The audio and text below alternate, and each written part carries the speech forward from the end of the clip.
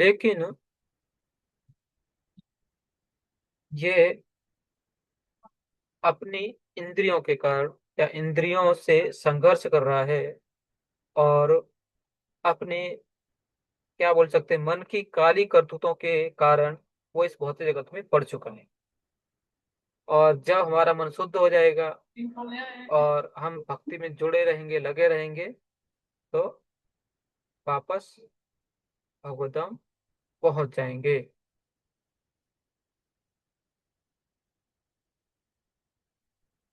1 minute में आप ये अपना स्क्रीन शेयर कर रहा हूँ आपको।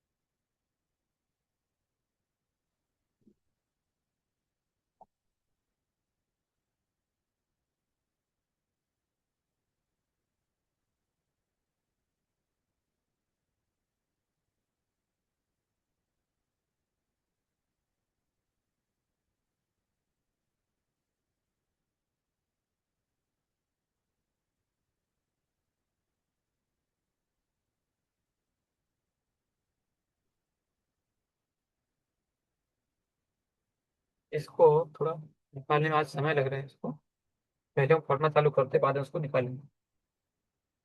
श्लोक संख्या 8। शरीरम यद वाप्नोते हरे यच्चा। कृष्णा। यस माता जी। प्रभु जी 7 नंबर श्लोक का ये हो गया था, मतलब जस्ट पढ़ाई हुआ था शायद, इसके बारे में हम लोग डिस्कशन नहीं किए थे 7 नंबर श्लोक का। हाँ, यस माता जी। तो उसमें ज्यादा नहीं है। भगवान उसमें सीधा ही बता रहे हैं कि जो जीव है वो क्या है, मेरा ही अंश है। लेकिन अपनी इंद्रियों के कारण, जिसमें मन भी सम्मिलित है, या एक तरह से बोल सकते हैं अपनी भाषा में कि मन की काली करतूतों के कारण ये जीवात्मा भगवान को भूल के इस भौतिक जगत में आया है। और मतलब इस प्रकृति स्थानी, मतलब इस संसार में बंध गया अकेले। और फिर आगे इसमें मतलब 84 लाख योनियों में, या फिर बोल सकते हैं ब्रह्मा से लेके इंद्रगोप तक, ये मनुष्य, ये मतलब जीवात्मा अलग अलग योनि में भटकता रहता है। सिर्फ किसके कारण? वो सिर्फ भूल गया है कि हम भगवान के अंश हैं। और वो क्या करता है, अपने शरीर मतलब अपनी इंद्रियों की इंद्रिय तृप्ति करने में लगा रहता है, जिसमें मन सबसे बदमाश है या फिर मन सबसे आगे है। तो बाकी तो यही है, ज्यादा तो ये नहीं है। तो इसलिए हम इसमें आगे चलते, ठीक है। क्योंकि जहाँ पर भी ऐसा रहेगा कि बोलना है कुछ, तो हम उधर चर्चा करेंगे और आगे। शरीरम यद वाप्नोति यच्चाप्युत्क्रामतीश्वर यञ्चा भुक्ता महेश्वरः गृहीत्वेतानि संयाति तन् संज्ञासे वायुर्गन्धनिवासयात्। वायुगन्धर्निवासया। यस, कोई पढ़ सकता है? हरे कृष्ण ब्रो। हाँ, पढ़िए प्रभु। इस संसार में जीव अपनी देह देहमत्व बुद्धि को एक शरीर से दूसरे में उसी तरह ले जाता है जिस तरह वायु सुगंधि को ले जाता है। इस प्रकार वह एक शरीर धारण करता है और फिर इसे त्याग कर दूसरा शरीर धारण करता है। तात्पर्य पढ़ो। हाँ, पढ़िए। यहाँ पर जीव को ईश्वर अर्थात अपने शरीर का नियामक कहा गया है। यदि वह चाहे तो अपने शरीर को त्याग कर उच्चतर योनि में जा सकता है और चाहे तो निम्न योनि में जा सकता है। इस विषय में उसे थोड़ी स्वतंत्रता प्राप्त है। शरीर में जो परिवर्तन होता है हम्म, वह उस पर निर्भर करता है। मृत्यु के समय वह जैसी चेतना बनाए रखता है वही उसे दूसरे शरीर को तक ले जाती है। हम्म, यदि वह कुत्ते या बिल्ली जैसे चेतना बनाता है तो उसे कुत्ते या बिल्ली का शरीर प्राप्त होता है। यदि वह अपनी चेतना दैवी गुणों में स्थित करता है तो उसे देवता का स्वरूप प्राप्त होता है। और यदि वह कृष्ण भावनामृत में होता है तो वह आध्यात्मिक जगत में कृष्णलोक को जाता है जहाँ उसका सानिध्य कृष्ण से होता है। यह दावा दावा मुख्य है कि इस शरीर के नाश होने पर सब कुछ समाप्त हो जाता है। आत्मा एक शरीर से दूसरे शरीर में देहांतरण करता है और वर्तमान शरीर तथा वर्तमान कार्यकलाप भी अगले शरीर का आधार बनते हैं।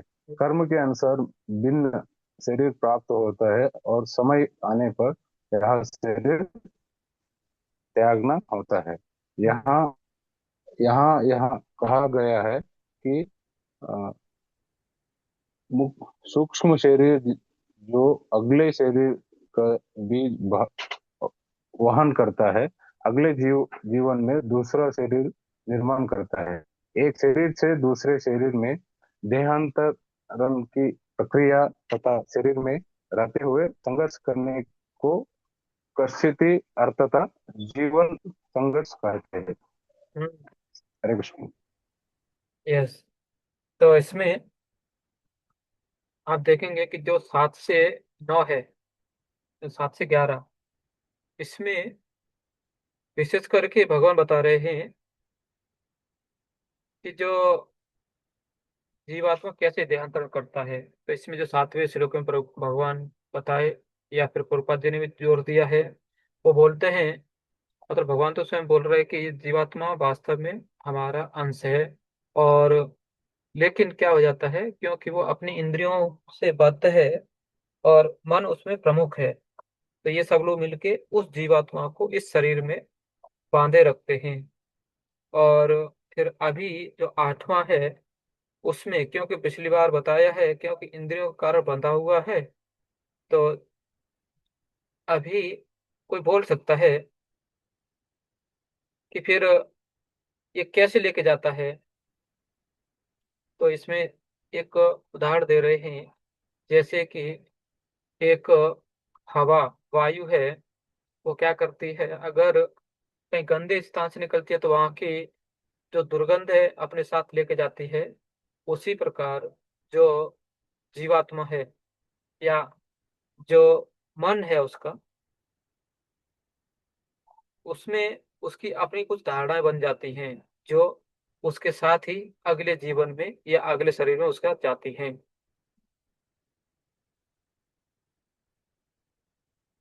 ठीक है, एक मिनट, अभी हम स्क्रीन शेयर कर रहे हैं आपको।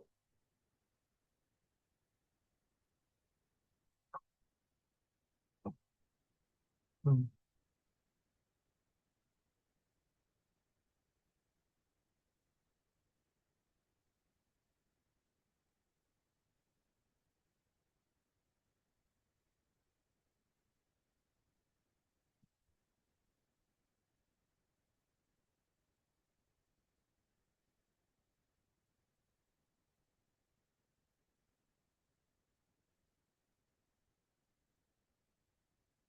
ठीक है,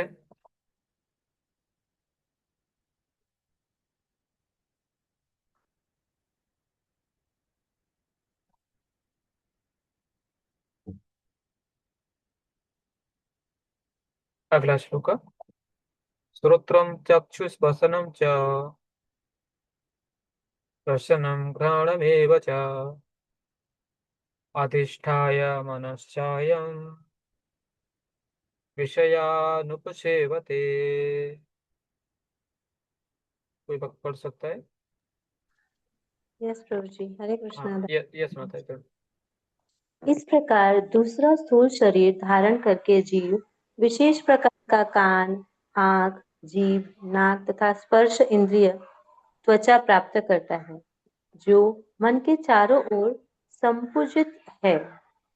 इस प्रकार वह इंद्रिय विषयों के एक विशिष्ट समुच्चय का भोग करता है।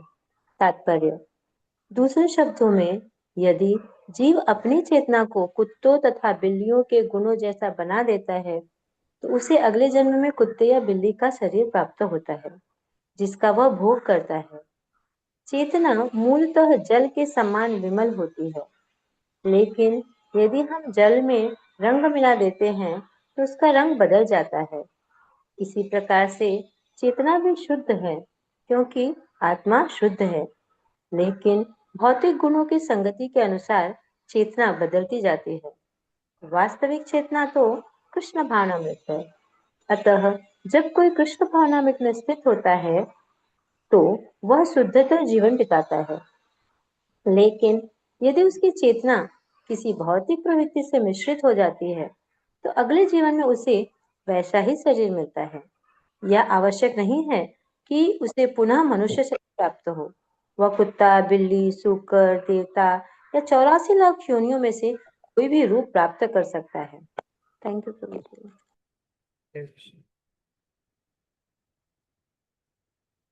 तो इसमें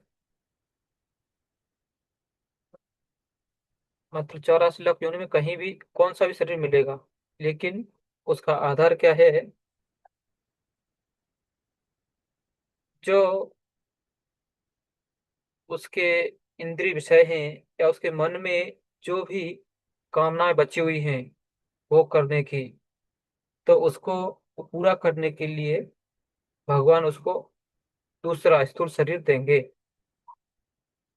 और जैसे कि ये जाति कैसे हैं, मन में ही, जैसे शरीर मतलब वायु सुगंध या दुर्गंध अपने साथ लेके जाती है, ऐसे ही उस व्यक्ति के मन में या तो उसके अच्छे गुण या बुरे गुण, या अच्छी कामनाएं या बुरी कामनाएं जो भी उसकी रहेंगी, वो अगले जीवन में या अगले शरीर में उसके साथ जाएंगे, जिसके साथ वो मतलब वैसा ही कार्य करेगा और उसके अनुसार ही उसके माता पिता उसको प्राप्त होते हैं, जो कि उसको और प्रोत्साहित करेंगे उसी कार्य में आगे बढ़ाने के लिए।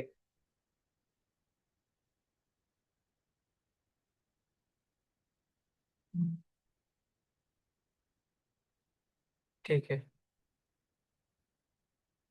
उत्क्रामंतम स्थितम वापि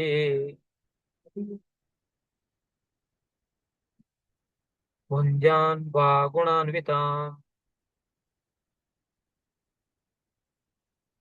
विमूढ़ा नानुपश्यन्ति विमूढ़ा नाम पश्यन्ति पश्यन्ति ज्ञानचक्षुषा। पश्यन्ति ज्ञानचक्षुषा कोई पढ़ सकता है?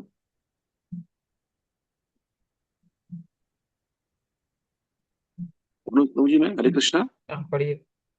अच्छा।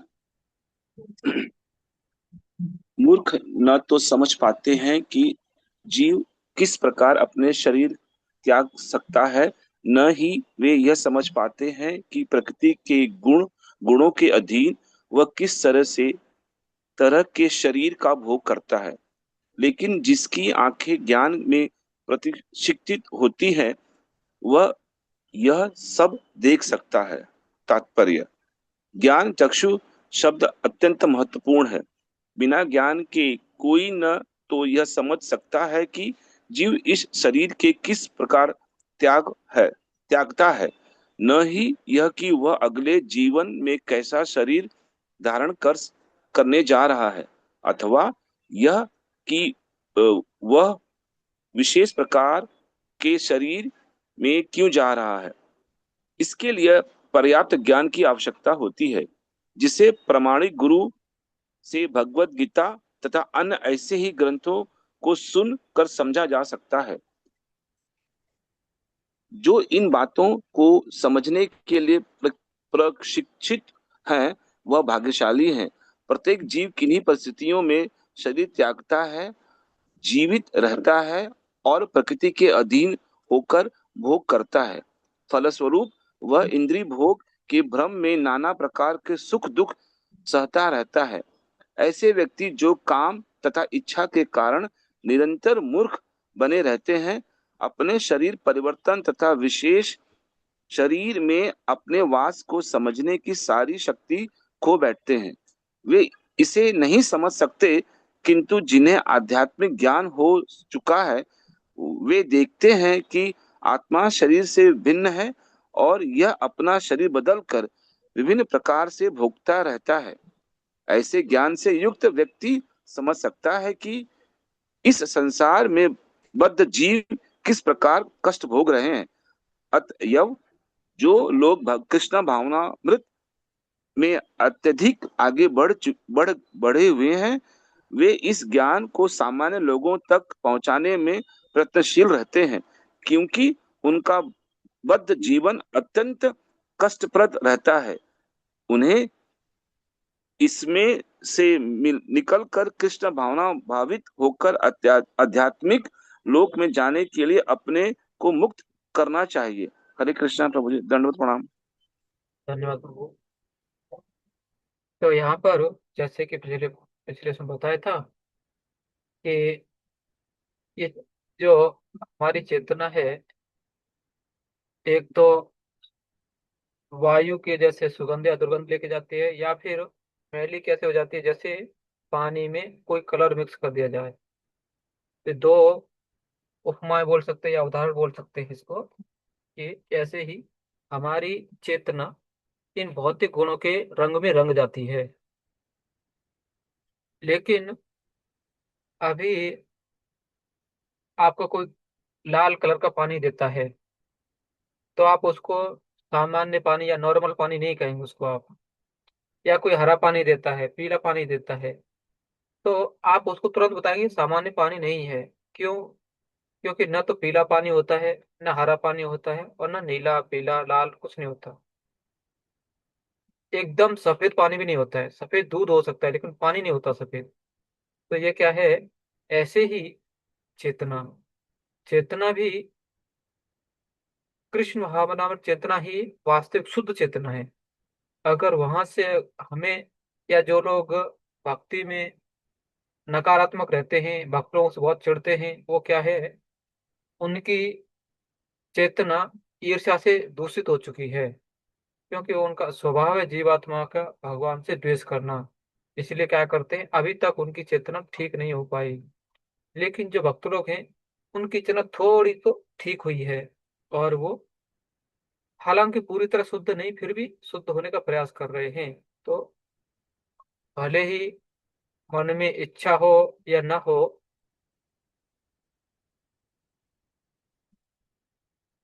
लेकिन फिर भी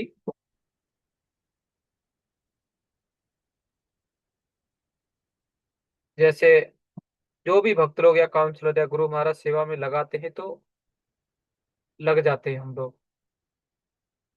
तो उसमें हो सकता है कई बार हम लोग या हमारा मन बहुत ही नकारता है, नहीं नहीं ऐसा नहीं, ये सेवा नहीं होना चाहिए, ये सेवा हमें नहीं मिलनी चाहिए, दूसरे वक्त को मिलनी चाहिए। या फिर बोलते हैं कि हमें ही क्यों ये सेवा दिया जाए। संकीर्तन धर्म प्रभु की जय। कुछ बोलना चाहते प्रभु आप? हरे कृष्णा प्रभु जी, धन्यवाद प्रणाम। यस प्रभु। प्रभु जी, थोड़ा सा यहाँ पे एक चीज समझनी है प्रभु जी, हाँ कि बोलिए। हम सदैव तो एक चेतना में नहीं रहते प्रभु जी, हम्म। है ना। प्रभु जी कभी हम मतलब, क्योंकि हमारा मन जो है मतलब स्थिर तो नहीं है, मतलब इतना समय हो गया, परंतु हम ये रियलाइज करते हैं कि हम सदैव एक चेतना में नहीं रहते। कभी हमारे मन में कुछ आता है, कभी कुछ आता है, कभी निगेटिव कभी पॉजिटिव। कभी तो बहुत भक्ति में हम सोचते हैं कि बहुत हमको भक्ति भाव है मन में, कभी दूसरे ही पल ये लगता है कि हम तो बिल्कुल नेगेटिव हैं। तो प्रभु जी, ये जो कह रहे हैं ना कि शरीर देहांतरण करते समय हमारी मतलब चेतना जो है उसी पर सब डिपेंड करता है, कि प्रभु जी आजीवन हमने जो प्रयास किया है प्रभु जी, उससे हमारा कुछ लिंक है यहाँ पे।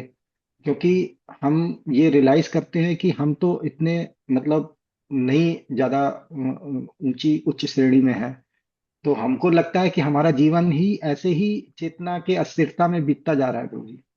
तो हम कैसे समझें प्रभु जी इसको? हरे कृष्णा प्रभु जी। धन्यवाद प्रभु।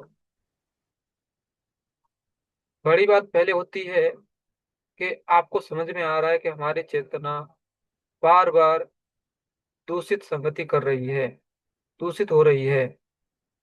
लेकिन कुछ लोगों को तो पता ही नहीं है कि हम हमारी चेतना कब शुद्ध रहती है और कब दूषित हो रही है। तो ये पहला है कि हम अपने आप को ऑब्जर्व कर रहे हैं, हम अपने आप पर ध्यान दे पा रहे हैं कि हमारी चेतना कब दूषित होती है और कब अच्छी है। तो यही, अगर और आगे आप जाएंगे, मतलब क्योंकि अभी पता चल रहा है कि जैसे किसी को पता चलता है कि रास्ते में आगे कांटे पड़े हैं, तो क्या होगा, चलते समय थोड़ा ध्यान देंगे, सावधानी बरतेंगे। लेकिन जिसको पता ही नहीं, रात को जा रहा है अंधेरे में और अज्ञान में आगे बढ़ते ही जा रहा है, उसको पता ही नहीं खड्डा है कि कांटे हैं, तो क्या करेगा, वो बचा भी नहीं कर सकता। तो पहला लक्षण अच्छा है कि हमें समझ में आ रहा है, हमें उतना ज्ञान मिल रहा है कि हमारी चेतना कब शुद्ध है और कब अशुद्ध है। और जहां तक रही कि अंतिम समय तक, तो ऐसा बताते हैं, एक श्लोका भी एक आता है जिसमें बताते, भगवान स्वयं बताते हैं कि अगर मृत्यु के समय भक्त हमें याद नहीं कर पाए, हमें हमें न बुला पाए, लेकिन क्या करते, हम स्वयं जाएंगे और उसको लेके आएंगे, ऐसा स्वयं भगवान बोलते हैं एक जगह पर। तो इसलिए ये बहुत आशा की किरण है हमारे लिए कि अगर भक्तों के साथ रहेंगे, भगवान की सेवा करते रहेंगे, तो जरूर एक दिन हम या तो भगवान को याद करके करते हुए शरीर छोड़ेंगे, या भगवान जब शरीर छोड़ेंगे तो भगवान हमें अपने पास बुला के या अपना याद खुद दिलाएंगे वो। जैसे अभी आप देखो, जो बाहर के लोग हैं, वो लोग भगवान कितने याद कर पाएंगे, इतना भी नहीं। अभी अपना जीवन जैसे हरे कृष्ण आंदोलन जो भी भक्त हैं, उनका जीवन कैसा है, सुबह कभी भी उठेगा उसको एक ही याद आएगा, मंगल आरती जाना है, मंगल आरती करना है। तो क्या होगा, भगवान का ही चेतना उसको याद आने वाला है। फिर कुछ खाने के लिए भी जाएगा तो क्या करेंगे, भोगा लगाया कि नहीं लगाया, मतलब कुछ भी कार्य करेगा उसको पहले भगवान की याद आएगी। यहाँ तक ट्रेवलिंग करते तो लोग पहले क्या करते हैं, नरसिंह आरती गाया क्या, चलो नरसिंह आरती गाते हैं। तो आप भले ही आप सोचें कि आपकी चेतना दूषित हो रही है, लेकिन उससे ज्यादा आप देखेंगे तो आपकी चेतना शुद्ध बहुत हो रही है। जबकि आप किसी कर्मी को उदाहरण देखेंगे तो उनके बजाय उनके स्तर पर देखेंगे तो आपकी चेतना बहुत शुद्ध हो चुकी है। लेकिन अभी कैसा है, क्योंकि जैसे अभी एकदम शुद्ध होने के रास्ते पर है आपकी चेतना, इसलिए आपको समझ में आ रहा है कि नहीं नहीं हमारी चेतना गंदी हो जाती है। जैसे कभी झाड़ू मार रहे हैं तो हो सकता है कि 10-15 मिनट में क्या होगा, थोड़ा ज्यादा धूल उड़ेगा, लेकिन साफ सफाई अच्छी हो जाएगी। तो ऐसे ही हो सकता है कि और 1-2 साल या 1-2 महीने या 1-2 दिन ऐसे हमें लगेगा कि बहुत ही ज्यादा हमारी वासनाएं, हमारी इच्छाएं बहुत ऊपर उठ रही हैं, लेकिन बाद में क्या होगा, वो सब निकल के चली जाएंगी और हमारा हृदय शुद्ध हो जाएगा। तो फिर से वही है, हमें क्या करना है, अभ्यास करते रहना है। और हम जल्दी से ही, जैसे अभी आपने बोला कि आपकी चेतना मतलब बदलती रहती है, तो आप अभी आगे से ऐसा देख लीजिए या विचार कर लीजिए कि ठीक है, अभी सुबह के 2 घंटे या सुबह 9 बजे तक हमारी चेतना को हम गंदा नहीं होने देंगे। और फिर ज्यादा कुछ रहता है तो शाम तक पूछ सकते हैं आप, मतलब शाम को जैसे हमने कल चर्चा किया था, आप शाम को फिर रेस्ट करते समय एक बार फिर से सोच सकते हैं कि आज हमारी चेतना कितनी गंदी हुई, या कहाँ कहाँ पर हम अपनी चेतना से हार गए, जो हम अपनी चेतना को कंट्रोल नहीं कर पाए। ठीक है प्रभु। तो अभी हाँ, यस माता जी। हाँ, हरे कृष्ण प्रभु जी। यस ये माता जी। चेतना की बात जो चल रही है प्रभु जी, हाँ। कि चेतना ऐसे प्रतीत होता है कि जब अकेले है तो चेतना ठीक है ऐसे लगता है, लेकिन जैसे ही भक्तों के संग में गए तो चेतना अच्छी लगती है। अपने खुद खुद के संग में रहे, अकेले रहे तो नॉर्मल लगता है, और कुछ बुरी संगत में पड़ गए, मीन्स आजू बाजू में कुछ है ऐसे बुरी चेतना वाले, तो उनका बहुत ही ज्यादा दुष्प्रभाव पड़ता है प्रभु जी। और वो इतना दुष्प्रभाव होता है बुरी चेतना का कि वो निकालते निकालते, मीन्स उससे उभर आने को बहुत ही ये लगता है, इतना डर लगता है कि ऐसे लोग हो ही ना आसपास, लेकिन अवॉइड ही नहीं कर सकते। तो ये स्ट्रगल बहुत होता है, उसको इजी कैसे करे वो थोड़ा सा डर लगता है यानी। पहली बात है, आपको डर लग रहा है, मतलब आप भगवान के पास जा रहे हैं, क्योंकि आपको वहां पर उनके साथ आनंद नहीं आ रहा है। तो इससे क्या है, वो एक अच्छा एक स्थिति है कि हमारा जो मन है वो उनके साथ ज्यादा आनंद नहीं ले रहा है। तो उससे क्या हो जाएगा, आप उनको अवॉइड कर पाएंगे आसानी से। नहीं तो अगर मन उनमें अटक जाता है तो फिर उधर से निकलना बहुत मुश्किल हो जाता है। तो ज्यादा से ज्यादा जहां तक हो सके, आप भगवान से, श्री गुरु महाराज से प्रार्थना कीजिए कि ऐसी परिस्थिति में न डालें उनको। और दूसरा, अगर जितना ही आप उनकी संगति करते हैं या करनी पड़ती है, तो आप प्रयास कीजिए।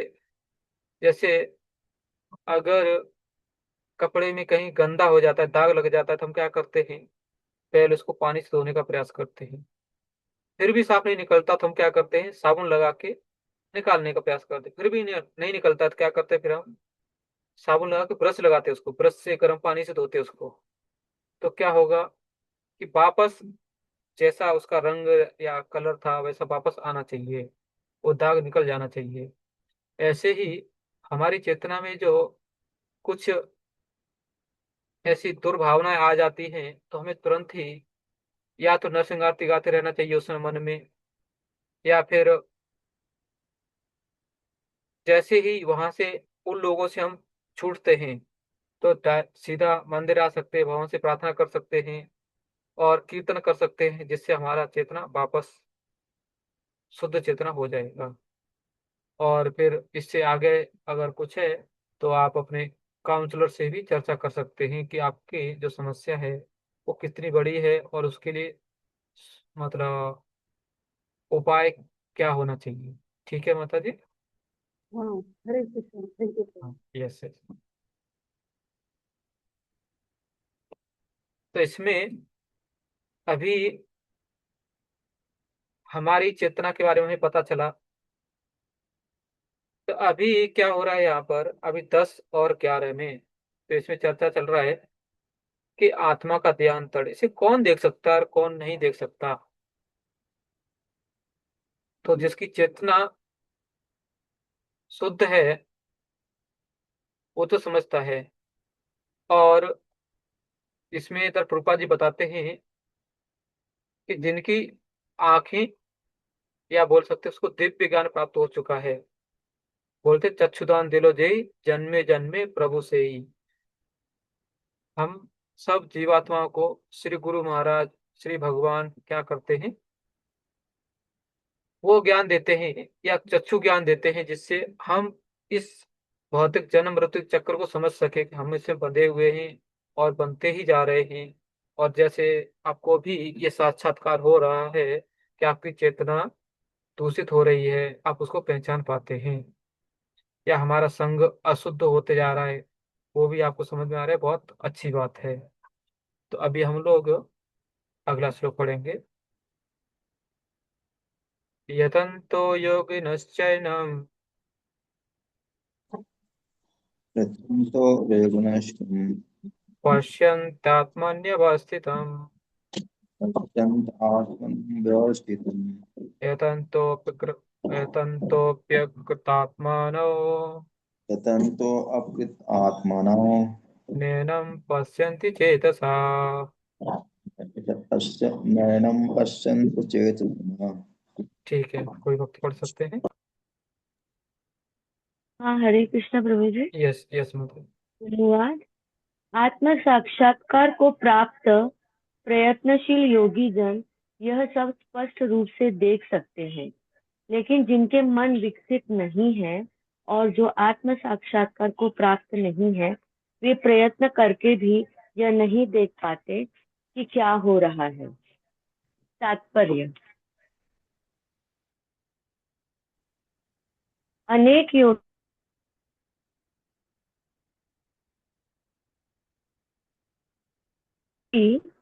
आत्म साक्षात्कार वह यह नहीं देख पाता कि जीव के कैसे परिवर्तन हो रहे हैं। इस प्रसंग में योगिनः शब्द महत्वपूर्ण है। आजकल ऐसे अनेक तथाकथित योगी हैं और योगियों के तथाकथित संगठन हैं, लेकिन आत्म साक्षात्कार के मामले में वे शून्य हैं।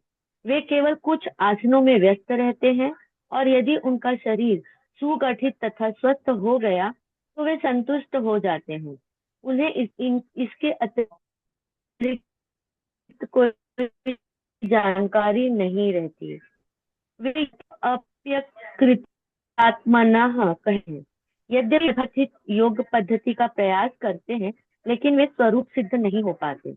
ऐसे व्यक्ति आत्मा के देहांतरण को नहीं समझ सकते। केवल वे ही ये सभी बातें समझ पाते हैं जो सचमुच योग पद्धति में रमते हैं और जिन्हें आत्मा, जगत तथा परमेश्वर की अनुभूति हो चुकी है। दूसरे शब्दों में जो भक्ति योगी है वे ही समझ सकते हैं कि किस प्रकार से सब कुछ घटित होता है। हरे कृष्ण। माता जी, तो इसमें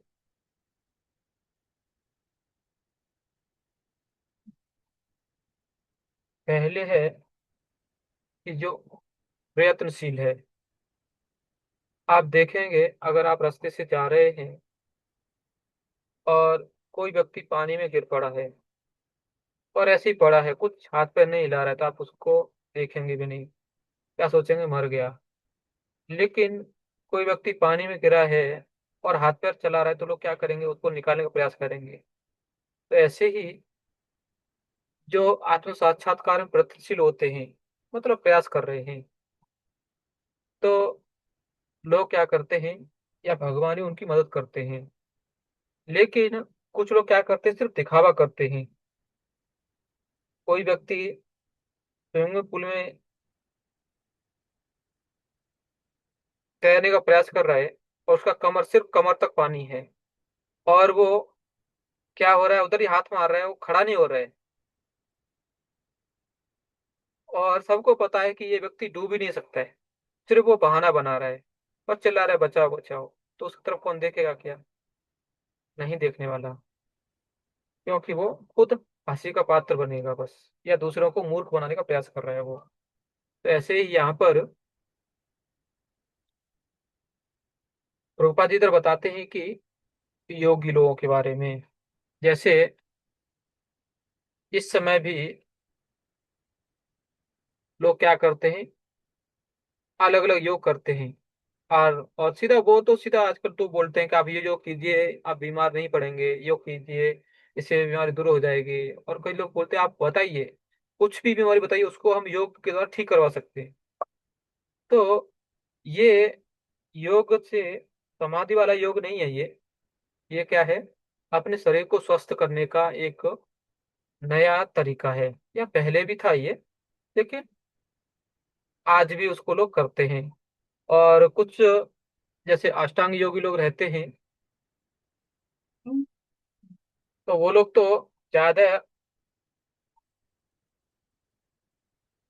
मतलब इस बीमारी के बारे में या ठीक शरीर को ठीक करने के बारे में ज्यादा ध्यान नहीं देते। वो लोग ध्यान के बारे में ज्यादा बोलते हैं या ज्यादा बताते हैं, लेकिन उनका भी क्या हो जाता है, ध्यान करते करते वो आसन पर ज्यादा बोलते हैं। आप ऐसे बैठिए, आपने देखा हो कई लोग एक पद्मासन में बैठना प्रयास करते हैं, या कुछ लोग देखेंगे तो एक ही आसन में घंटों घंटों बैठ सकते हैं। लेकिन कई बार क्या होता है, वो लोग सिर्फ दिखाते हैं बस। तो उसमें हमें नहीं पड़ना चाहिए। हमें क्या करना है, हमें वास्तविक भगवान की भक्ति योगी ही बनना है, न कि दूसरे कुछ अलग अलग के योगी।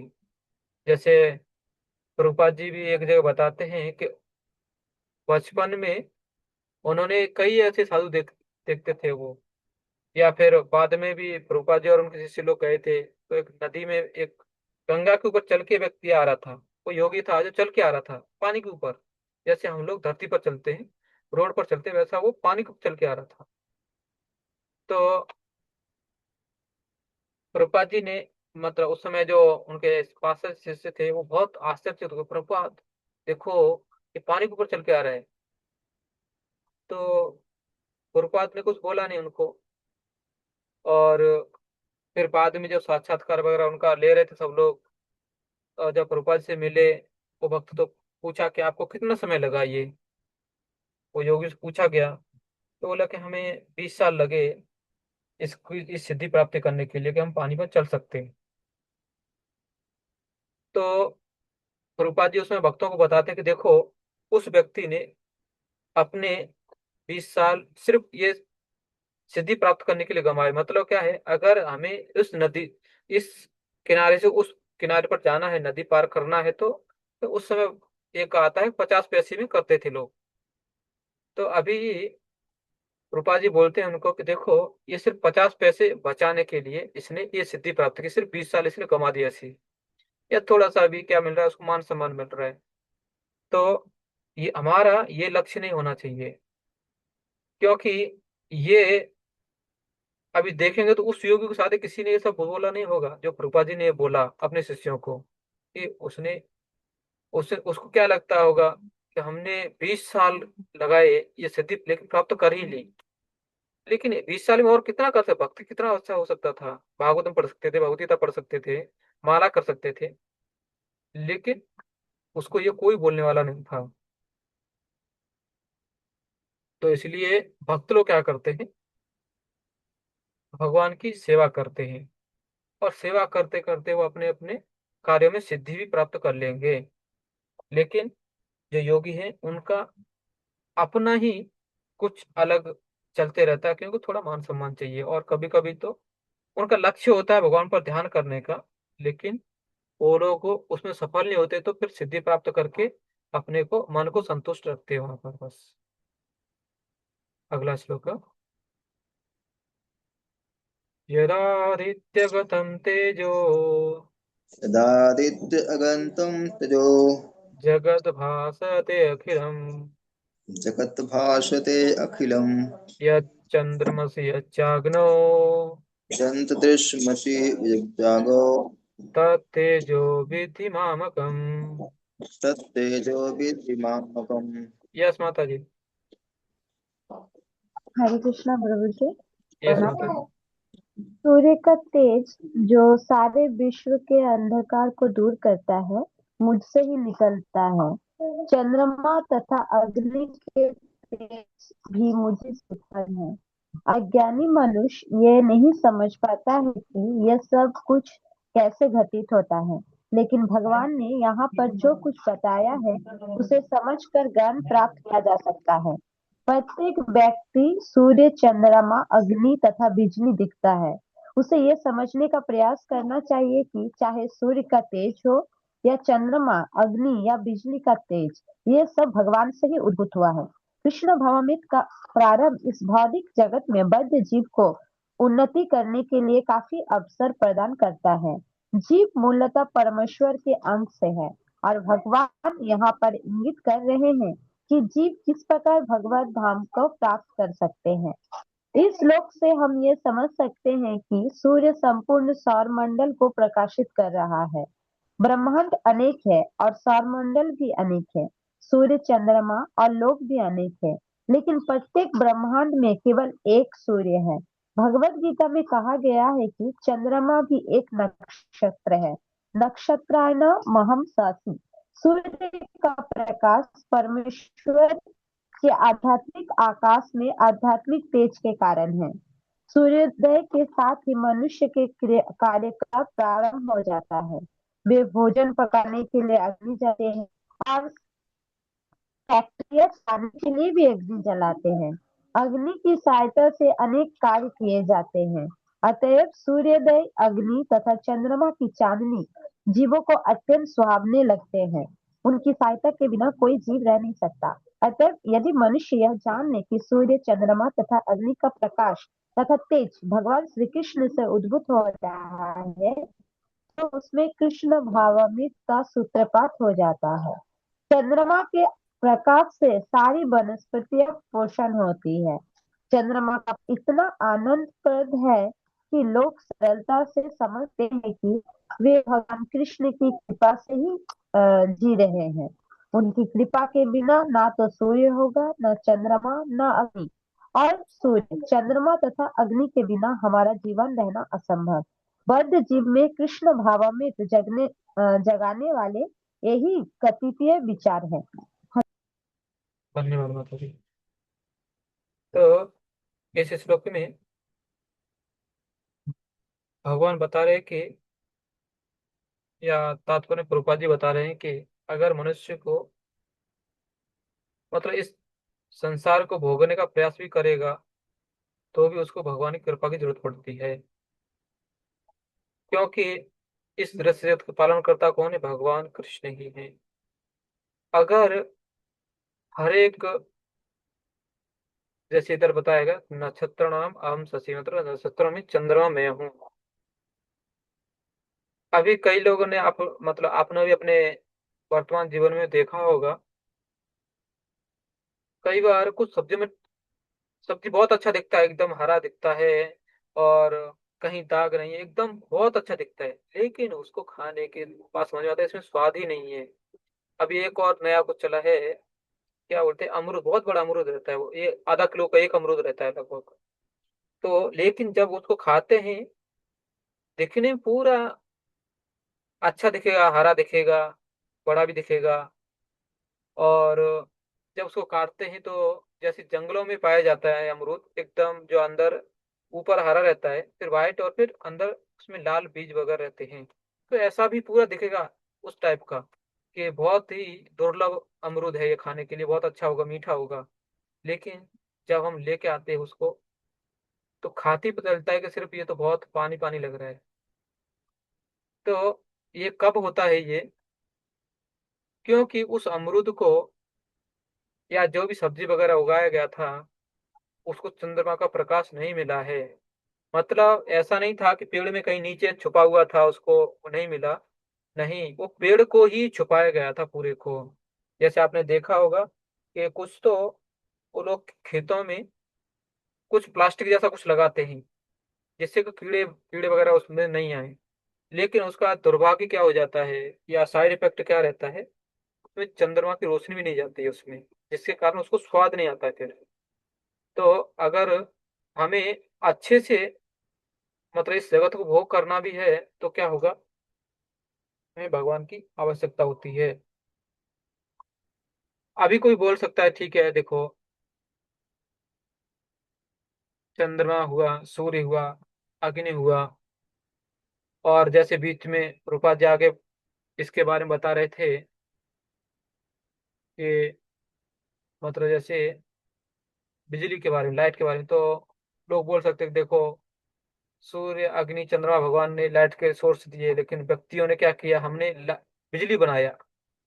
लेकिन आपको पता होगा कि जब बारिश होता है तो वो भी एक लाइट आता है, बहुत तेज आता है, और वो इतना हैवी रहता है कि अगर कहीं किसी पेड़ पर भी गिर जाए तो पेड़ पूरा जल जाता है। तो सब कुछ पहले से ही है, लेकिन हम लोग क्या करते हैं, उसको छोटी मात्रा बनाने का प्रयास करते हैं जिससे हमारे काम के लिए हो सके बस। लेकिन सब इस संसार में ही सब कुछ है। और जैसे आप पुराने लोगों को देखेंगे तो, या हम लोग भी अपने जीवन में देखो, तो अगर हम वृंदावन जाते हैं तो ऐसा शायद ही कोई व्यक्ति होगा जो यमुना में स्नान नहीं करेगा। जो वृंदावन गया है, मथुरा गया है, लेकिन यमुना नदी में स्नान नहीं किया। या फिर आप दक्षिण भारत जाएंगे तो कावेरी नदी है, या फिर गंगा है। तो इनमें सब लोग क्या करते हैं, स्नान करते हैं, क्योंकि ये पवित्र हैं। दूसरा, उत्तर में और आगे जाएंगे तो हिमालय पर्वत, वो अपने आप में पवित्र है। वहां पर लोग अपने जीवन का उद्देश्य खोजने के लिए जाते हैं। अभी शायद सबको पता होगा, जैसे महाराज ने, परम पूज्य राधानाथ स्वामी महाराज ने एक किताब लिखा है, जर्नी होम। उसमें वो बताते हैं कि वो क्या थे, एक नदी, मतलब नदी के बीच में एक पत्थर था, उस पर बैठे थे, और नदी की आवाज से उनको हरे कृष्ण मंत्र सुनाई दिया, और तब से वो जप कर रहे थे हरे कृष्ण मंत्र। तो अभी हम लोग तो कितनी बार घूमते थे नदी के पास, कितनी बार नहाया होगा, डुबकी कितनी बार लगाया होगा, लेकिन उधर क्या आता है, सिर्फ कल कल की थोड़ी पानी का गिरने की आवाज आती है बस। लेकिन ये शुद्ध भक्त हैं और वो हरे कृष्ण मंत्र जप कर रहे हैं। वो कोई शुद्ध, तो कोई बिरला ही भक्त होगा जिसको समझ में आता है।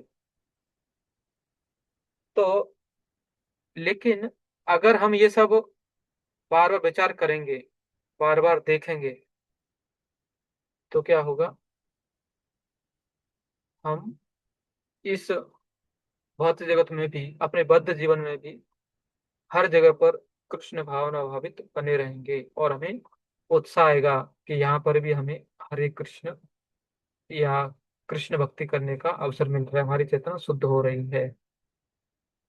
ठीक है, 13वां। गामाविश्य च भूतानि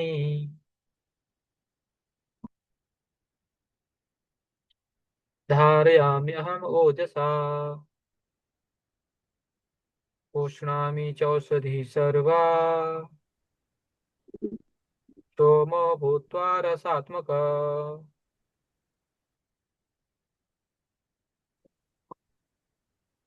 पढ़िए प्रभु। जी हरे कृष्ण प्रणाम। हाँ पढ़िए प्रभु। मैं समस्त जीवों के शरीर में पाचन अग्नि हूँ, और मैं श्वास प्रश्वास प्राणवायु में रहकर 4 प्रकार के अन्नों को पचाता हूँ। आयुर्वेद शास्त्र के अनुसार अमाशय यानी पेट में अग्नि होती है, जो वहां पहुंचे भोजन को पचाती है। जब यह अग्नि प्रज्वलित नहीं रहती तो भूख नहीं जगती, और जब यह अग्नि ठीक रहती है तो भूख लगती है। कभी कभी जब अग्नि मंद हो जाती है तो उपचार की आवश्यकता होती है। जो भी जो भी हो, यह अग्नि भगवान का प्रतिनिधि स्वरूप है। वैदिक मंत्रों से भी बृहदारण्यक उपनिषद पुष्टि होती है कि परमेश्वर या ब्रह्म ब्रह्म हरे कृष्णा अग्नि प्रभु जी, ये के बीच कहाँ से स्थित पढ़ है। रहे हैं प्रभु जी? हाँ जी, प्रभु 13 नंबर श्लोक चल रहा था। हरे कृष्णा प्रभु। एक मिनट एक मिनट। हाँ, विश्वम्बर चैतन्य प्रभु। हाँ, हरि बोल। हाँ यस प्रभु, 13 नंबर श्लोक पढ़िए। हाँ सॉरी, बोल। हाँ नहीं नहीं, कोई बात नहीं। थोड़ा चश्मा नहीं है प्रभु जी, इसलिए मैं नहीं पा। ओहो। ओहो, कोई मैं बात नहीं। प्रत्येक लोक में प्रवेश करता हूँ और मेरी शक्ति से सारे लोग अपनी कक्षा में स्थित रहते हैं। मैं चंद्रमा बनकर समस्त वनस्पतियों को जीवन रस प्रदान करता हूँ। तात्पर्य, ऐसा ज्ञात है कि सारे लोग केवल भगवान की शक्ति से वायु में तैर रहे हैं। भगवान प्रत्येक अणु, प्रत्येक लोक तथा प्रत्येक जीव में प्रवेश करते हैं। इसकी विवेचना ब्रह्म संहिता में की गई है। उसमें कहा गया है कि परमेश्वर का एक अंश परमात्मा लोकों में, ब्रह्मांड में, जीव में तथा अणु तक में प्रवेश करता है। अतएव उनके प्रवेश करने से प्रत्येक वस्तु ठीक से दिखती है। जब आत्मा होता है तो जीवित मनुष्य पानी में तैर सकता है, लेकिन जब जीवित स्फुलिंग इस देह से निकल जाता है और शरीर मृत हो जाता है तो शरीर डूब जाता है। निसंदेह सड़ने के बाद यह शरीर तिनके तथा अन्य वस्तुओं के समान तैरता है, लेकिन मरने के तुरंत बाद शरीर पानी में डूब जाता है। इसी प्रकार ये सारे लोग शून्य में तैर रहे हैं और यह सब उनके भगवान की परम शक्ति के प्रयोग के कारण है। उनकी शक्ति प्रत्येक लोक को उसी तरह थामे रहती है जिस तरह धूल को मुट्ठी मुट्ठी में बंद कर रहने पर धूल के गिरने का भय नहीं रहता है, लेकिन ज्यों ही ज्यों ही धूल को वायु में फेंक दिया जाता है वह नीचे गिर पड़ती है। इसी प्रकार ये सारे लोग जो वायु में तैर रहे हैं वास्तव में भगवान के विराट रूप की मुट्ठी में बंधे हैं। उनके बल तथा शक्ति में सारे चर अचर वस्तुएं अपने अपने स्थानों पर टिकी है। वैदिक मंत्रों में कहा गया है भगवान के कारण सूर्य चमकता है और सारे लोग लगातार घूमते रहते हैं। यदि ऐसा उनके कारण न हो तो सारे लोग वायु में धूल के समान बिखर कर नष्ट हो जाएं। इसी प्रकार से भगवान के ही चंद्रमा समस्त वनस्पतियों का पोषण करता है। चंद्रमा के प्रभाव से सब्जियां सुस्वाद बनती है। चंद्रमा के प्रकाश के बिना सब्जियां न तो बढ़ सकती है और न स्वादिष्ट हो सकती है। वास्तव में मानव समाज भगवान की कृपा से काम करता है, सुख से रहता है और भोजन का आनंद लेता है। अन्यथा मनुष्य जीवित न रहता। रसात्मक शब्द अत्यंत महत्वपूर्ण है। प्रत्येक वस्तु चंद्रमा के प्रभाव से परमेश्वर के द्वारा स्वादिष्ट बनती है। हे कृष्ण प्रभु राम। धन्यवाद प्रभु। तो इसमें दो थे। एक तो उदाहरण दिया प्रभुपाद जी ने यहाँ पर कि सारे सारे लोग क्या है, हवा में तैर रहे हैं। तो यहाँ पर भगवान कहते हैं कि मैं सभी लोगों को प्रवेश करता हूँ और अपनी शक्ति से सभी को धारण करता हूँ। तो उधर प्रभुपाद जी उदाहरण देते हैं कि जैसे हम मिट्टी को हाथ में लेते हैं, तो हम कहीं भी लेके जाए मिट्टी को, उतना ऊपर मिट्टी आराम से रहेगी। लेकिन जैसे ही हम मुट्ठी खोल देंगे, मिट्टी भी नीचे गिर जाती है। तो मतलब क्या था, किसी ने तो मिट्टी को ऊपर उठाया, तो फिर ये धरती को किसने ऊपर उठाया है, ये क्यों ऐसे हवा में लटकी हुई है। तो क्योंकि भगवान स्वयं कह रहे हैं, हमें मानना चाहिए कि इस धरती को भगवान ही उठा के रखे हैं। दूसरा है कि हम जो भी खाते हैं उसमें बहुत कुछ हमें स्वाद चाहिए।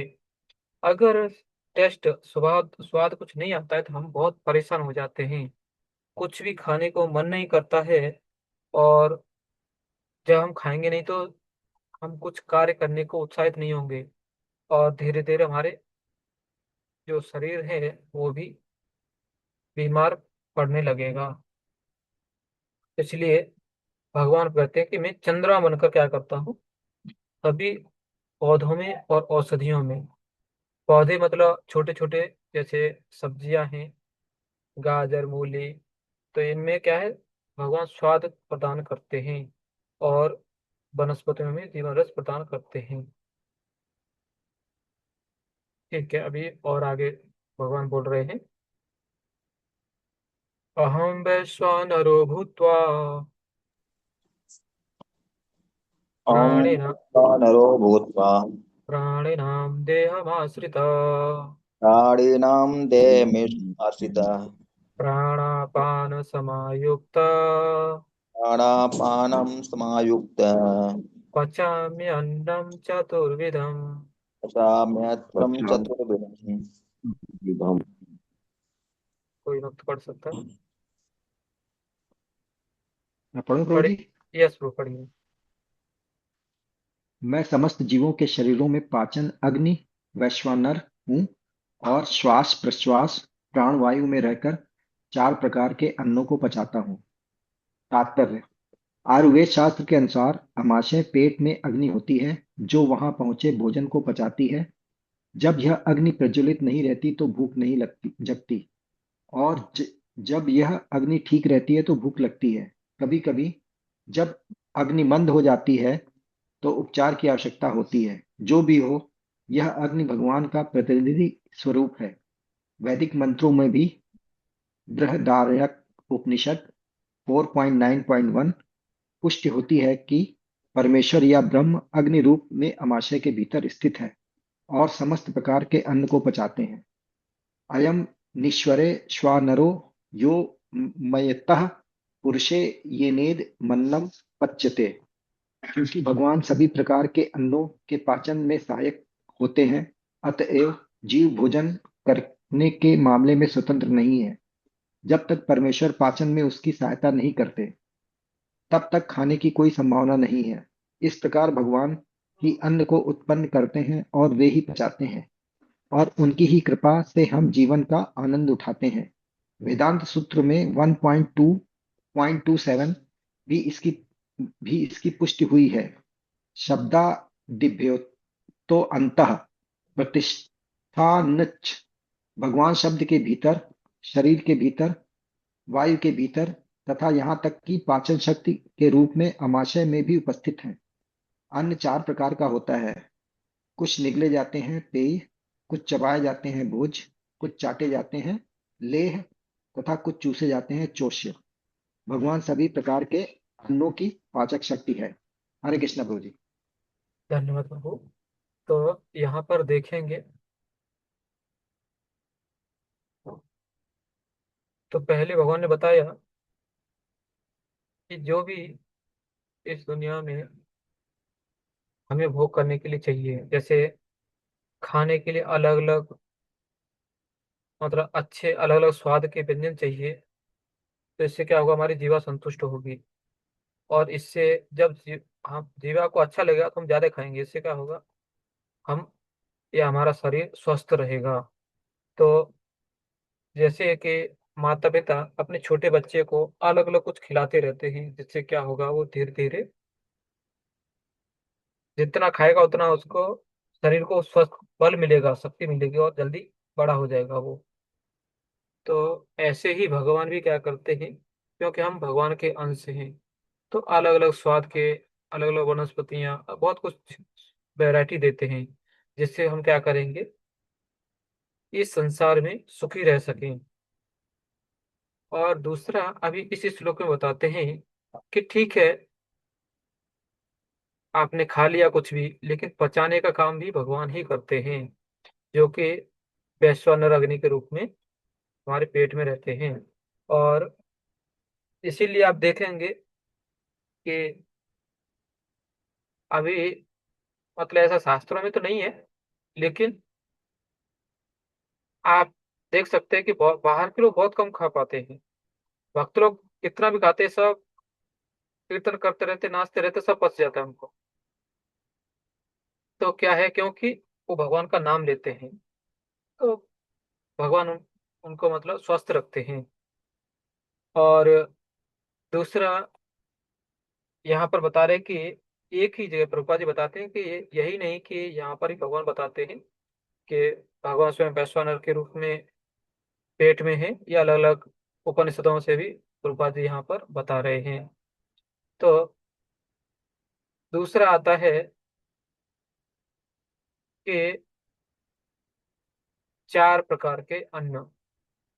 तो जैसे कुछ निगले जाते हैं, मतलब पीते हैं हम लोग, जैसे शरबत हुआ, पानी हुआ, हम लोग सीधा पी जाते हैं, इनको चबाते नहीं। कुछ लोग कुछ होते हैं जो चबाए जाते हैं, जैसे कि आप चपाती या रोटी खाएंगे, उसको चबाना पड़ता है। या कुछ जैसे हरा भरा वगैरह रहते हैं, चना, उनको लोग चबाते हैं। और कुछ आ, चाटने वाले जैसे रहते हैं, जैसे इसको आप कैसे देख सकते हैं। नॉर्मली आप देखेंगे छोटे बच्चों को तो कुछ खट्टा चीज रहेगा, जैसे अचार वगैरह भी रहेगा, तो वो लोग छोट मतलब जीभ से टच करेंगे और वापस निकालेंगे, टच करेंगे वापस निकालेंगे, मतलब चाटते हैं उसको वो लोग। या फिर बचपन की याद होगी तो पहले चूरन आता था, तो उसको हाथ में रख के जीभ से चाटते थे। तो ये सब क्या होते हैं, कुछ चाटने की चीजें रहती हैं। और जैसे चौथा नंबर है इसमें चूसने वाला। तो इसमें जैसे आपने देखा होगा, आ, जैसे लेमन गोली वगैरह ऐसा रहता है, तो उसको लोग क्या करते हैं, चूसते हैं, उसको डायरेक्ट चबाते नहीं वो लोग।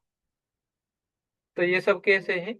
और इसमें देखेंगे तो एक भौतिकवादी लोग भी बोलते हैं कि जैसे चाय है, चाय लोग न तो पीते हैं न चबाते हैं न चाटते, उसको उसको सिर्फ चूसते हैं, मतलब थोड़ा थोड़ा ऐसा खींचते रहते हैं। तो ये कैसे हैं, ये चार तरह के अलग अलग के अन्न हैं जो भगवान बचाते हैं। ठीक है, आगे वाला श्लोक। सर्वस्य चाह हृदि सन्निविष्टो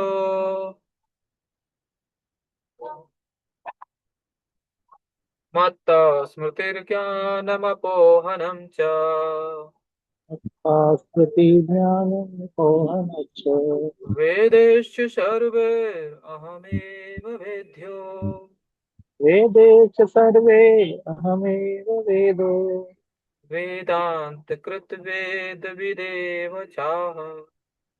वेदांत कृद्वेद विदेव चाहम्। हाँ, पढ़ सकते हैं कोई।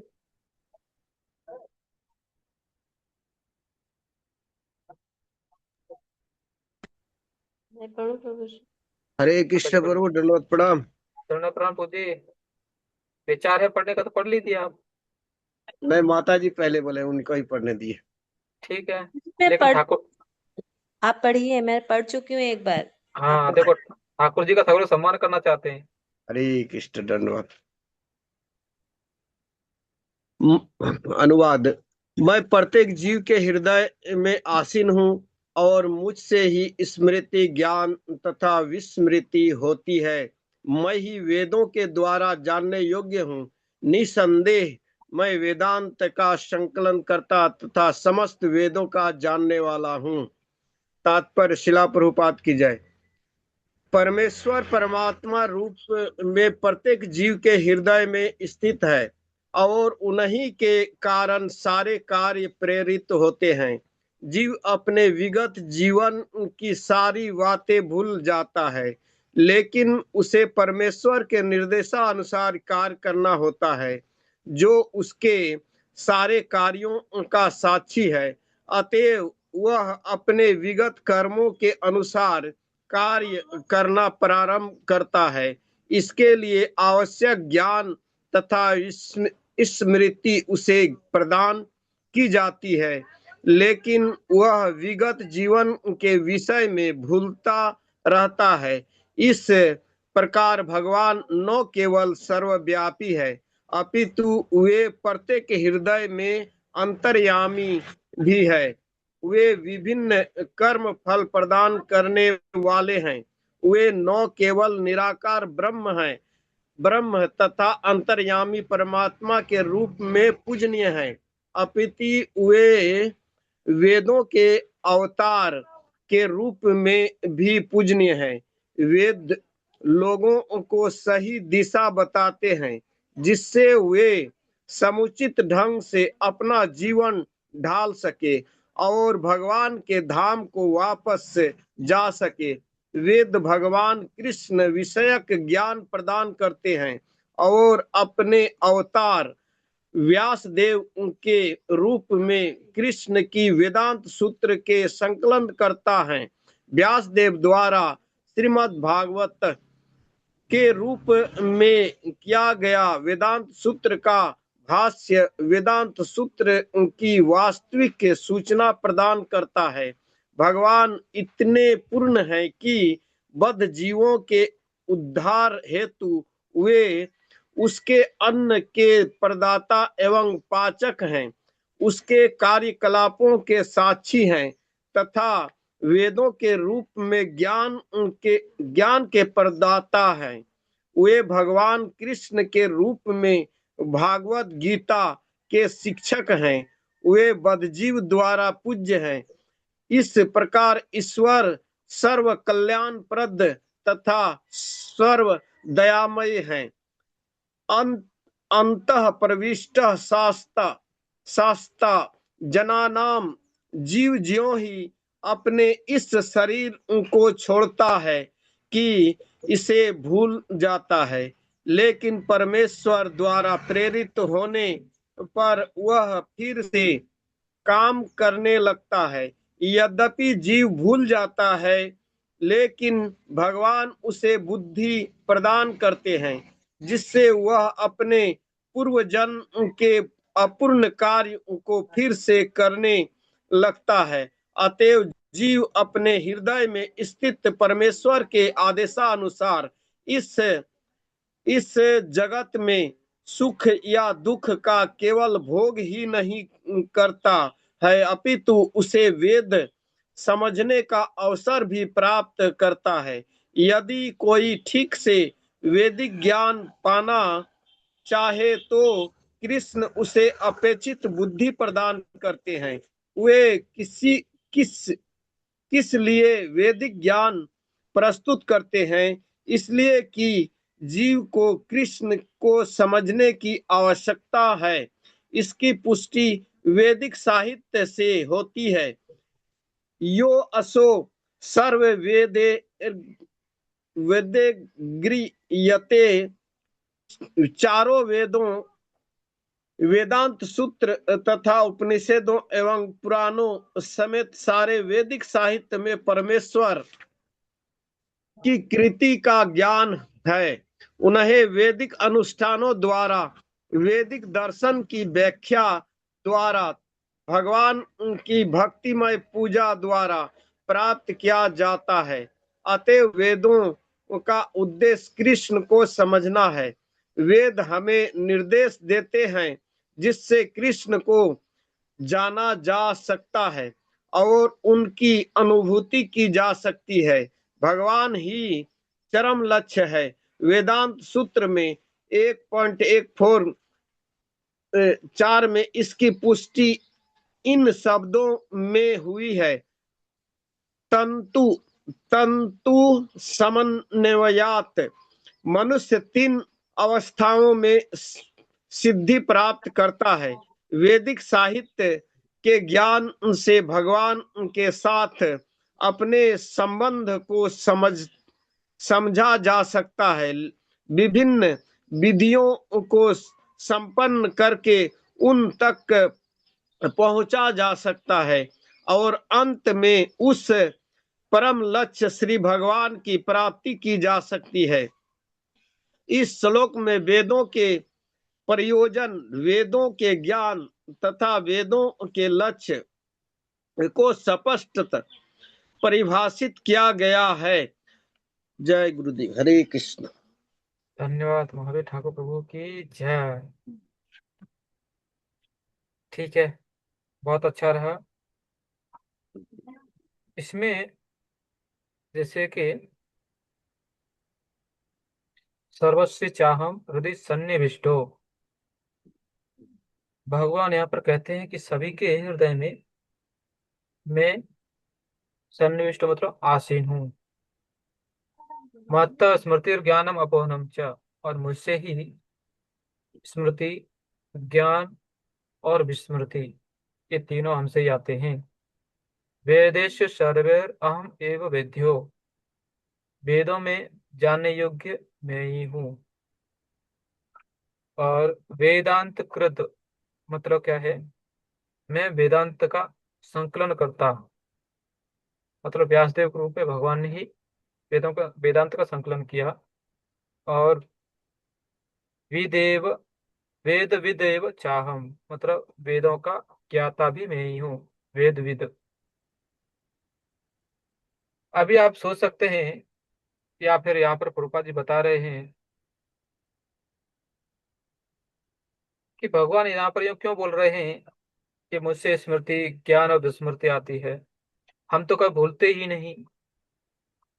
लेकिन आप विचार करेंगे कि हम जब रात को सोते हैं तो हमने क्या कार्य छोड़ा था करने के लिए, वापस दूसरे दिन हम उठ के वहीं से लिखना चालू करते हैं, पढ़ना चालू करते हैं। और यहाँ तक कि अभी जैसे हर वीकेंड में हम लोग क्या करते हैं, भगवदगीता पढ़ते हैं। और वापस अगले वीक तक ये कौन याद दिलाता है, भगवान ही याद दिलाते हैं। अगर भगवान बीच में नहीं आएंगे, हमें स्मृति नहीं देंगे, तो क्या होगा, हम स्मरण नहीं कर सकते, हमें याद नहीं रहेगा। एक बार एक महाराज को एक माता जी ने प्रश्न किया, वो कथा चल रही थी। तो इस पर ही महाराज ने बोला कि देखो, भगवान बताते हैं कि मैं ही स्मृति ज्ञान और विस्मृति प्रदान करता हूँ। तो वो माता जी ने महाराज को बोला कि देखो महाराज, भगवान हमारे पर कितना अन्याय कर रहे हैं। अगर जीवात्मा को भुलाएंगे नहीं तो कितना अच्छा होता था, वो भूलता ही नहीं था, सब कुछ उसको याद रहता था। तो महाराज ने उधर बताया कि देखो, ये भगवान की कृपा है कि वो हमें भुला देते हैं। क्योंकि अभी हम सबको पता है कि हम सबने बचपन में कितनी गलतियां की होंगी। अगर सब याद रहेंगी तो हम जी पाएंगे क्या। और दूसरा देखेंगे तो पिछले जन्म में हमने क्या क्या किया था। अगर समझो पिछले जन्म में कोई सूकर था, या फिर कोई पक्षी था, गिद्ध था, अगर उनकी याद रहेगी तो हम लोग अब खाना नहीं खा पाएंगे उसकी याद कर करके। तो ये सब क्या है कि भगवान हमारे लिए, या हमारी भक्ति के लिए, या हमारे आगे के जीवन के लिए क्या अच्छा है उतना ही याद दिलाते हैं, बाकी सब भुला देते हैं। और साथ में देखेंगे, स्वयं भगवान हृदय में रहते हैं परमात्मा रूप में, बताने के लिए। सब ज्ञानों का स्रोत, मतलब वेदों का जो जो अंतिम लक्ष्य है भगवान है, वो सब बताते हैं यहाँ पर भगवान। तो मुख्य बात है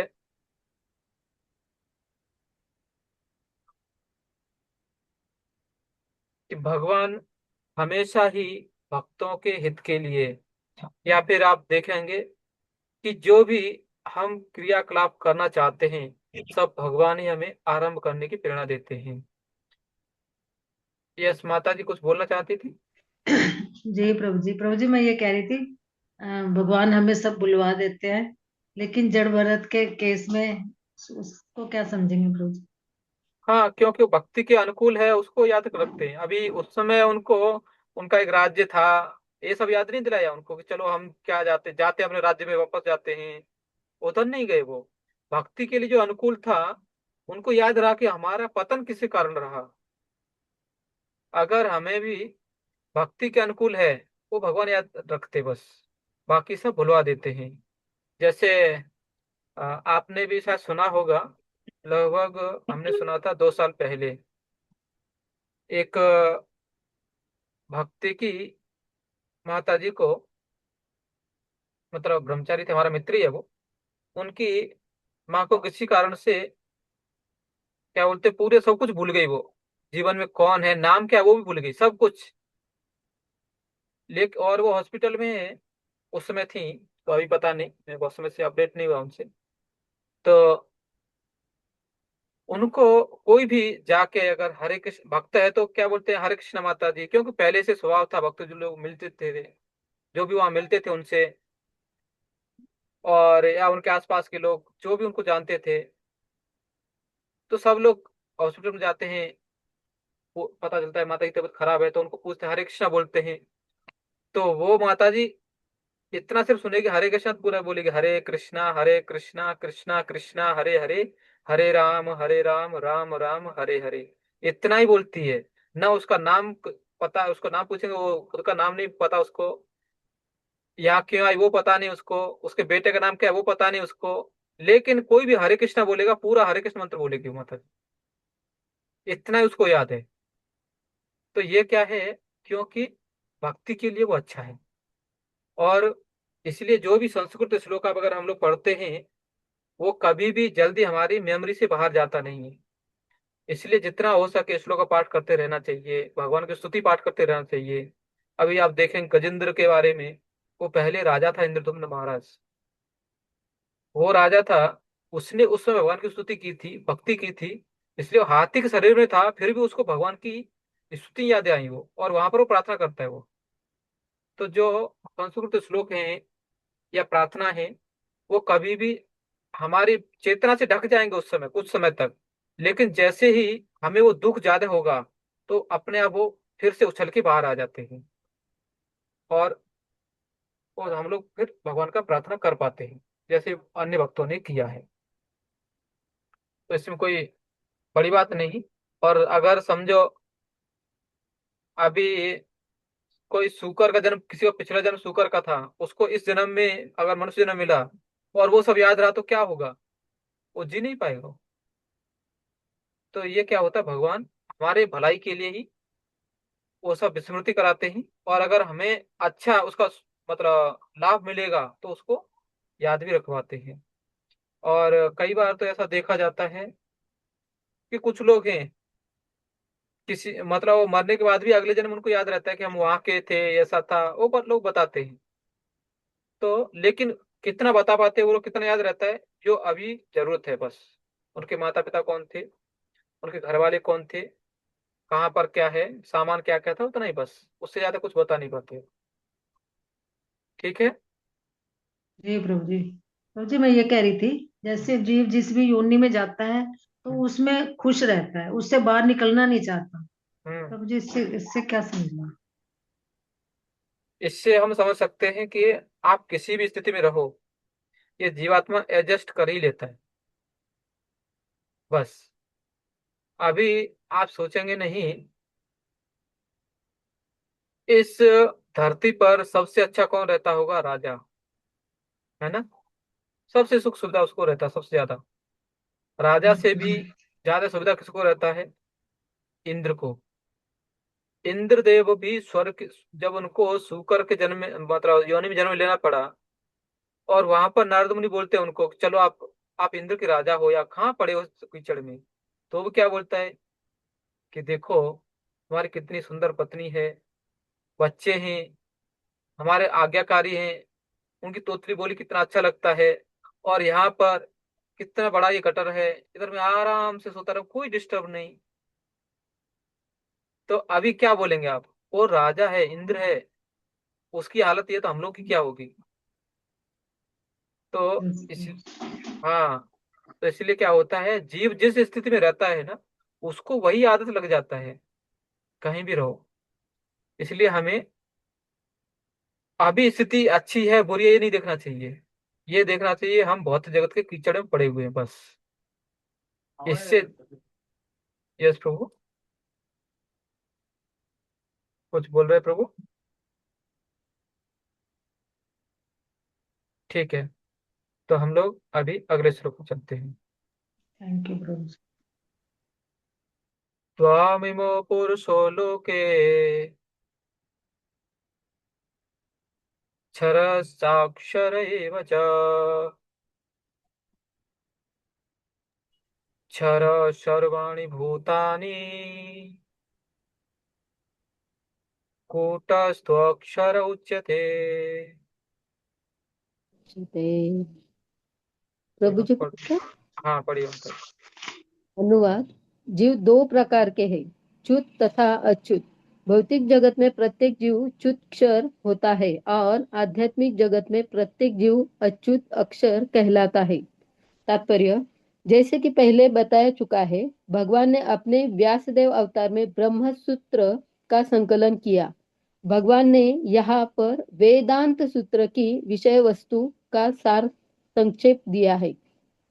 उनका कहना है कि जीव जिनकी संख्या अनंत है, दो श्रेणियों में विभाजित किया जा सकते हैं, च्युत क्षर तथा अच्युत अक्षर। जीव भगवान के सनातन पृथकीकृत अंश, विभान्न अंश है। जब उनका संसर्ग भौतिक जगत से होता है तो वे जीव भूत कहलाता है। यहाँ पर क्षर सर्वाणी भूतानी पद थोड़ा ऊपर कीजिए,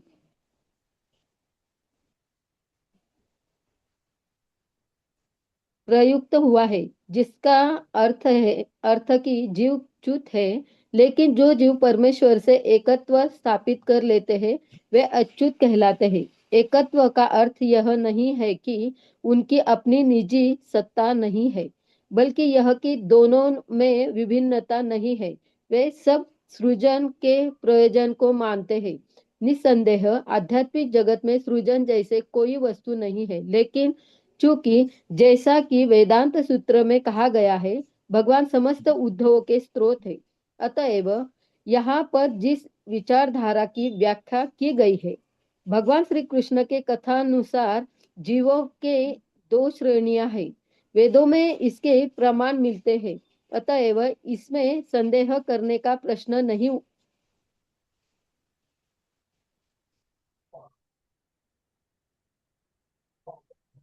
हाँ, भगवान श्री कृष्ण के कथानुसार जीवों के दो श्रेणियां हैं।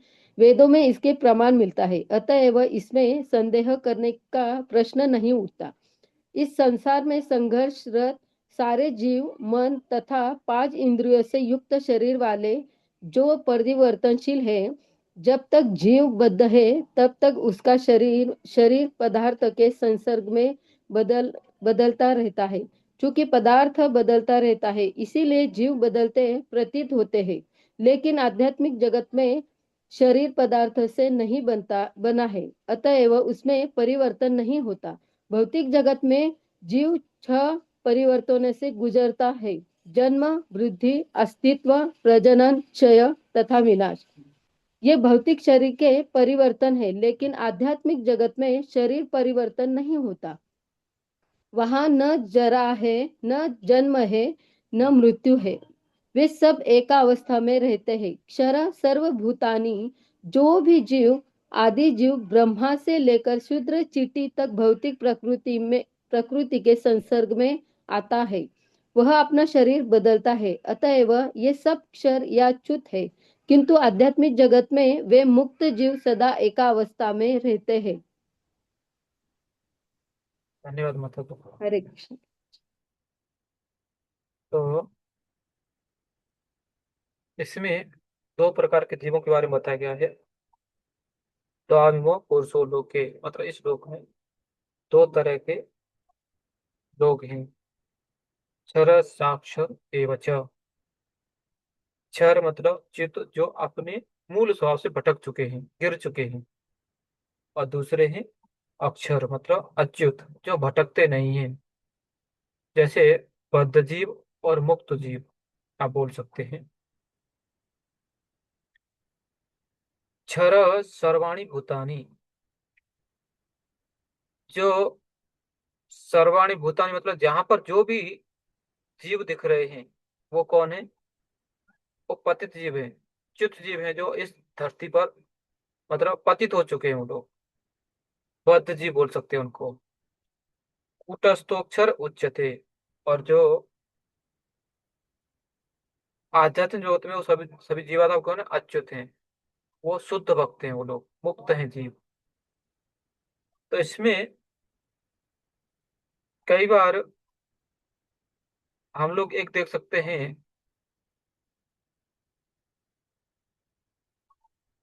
कि दोनों ही जो जीव हैं वो भगवान के अंश हैं। लेकिन एक जो मुक्त जीव हैं वो भगवान के आज्ञाकारी लोग हैं, शुद्ध भक्त हैं वो लोग। लेकिन जो बोल सकते हैं कि भगवान की आज्ञा का पालन नहीं करना चाहते, भगवान से ईर्ष्या करते हैं कि हम भगवान की आज्ञा क्यों माने, तो वो सब लोग इस धरती पर आते हैं। तो अभी कोई बोल सकता है कि हम तो भक्त हैं, हम इतनी सेवा कर रहे हैं, दिन रात, सुबह शाम दोपहर को 3 बार गायत्री करते हैं, 3 बार प्रोग्राम करते हैं, संध्या आरती को और मौन प्रोग्राम करते हैं, फिर भी आप बोल रहे हैं कि आप बद्ध जीवात्मा ही इस धरती पर आते हैं। तो देखेंगे कि अगर जो ऐसा कर पा रहा है तो वो शुद्ध भक्त होगा। तो शुद्ध भक्त तो दूसरों के उद्धार के लिए आते हैं, अपने आचरण से दूसरों को सिखाने के लिए आते हैं।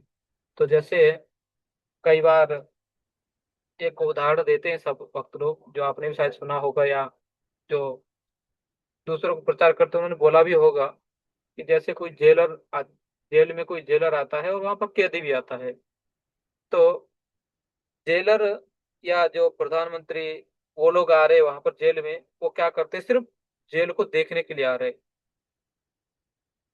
लेकिन जो कैदी है वो गुनाह करके आया है, तो उसको दंड मिल रहा है वहां पर।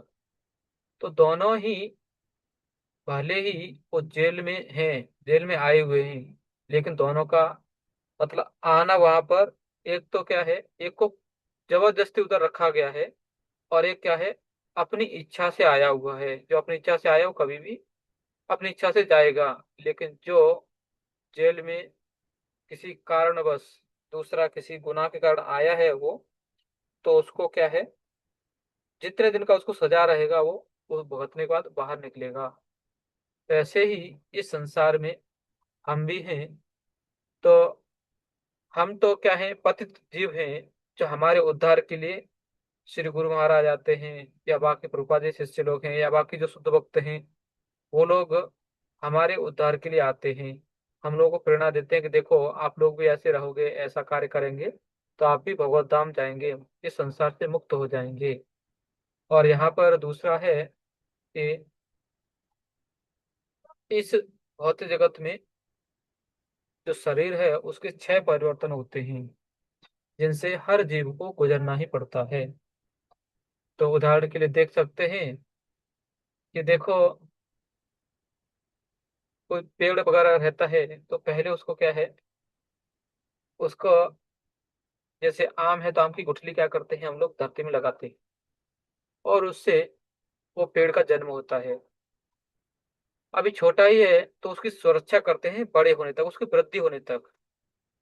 फिर क्या होता है, फिर जब बड़ा हो जाता है तो फिर वो जड़ें अंदर फैलाता है, और एक अच्छा सा घेरा बनाएगा अपना, और फिर वो फल देगा।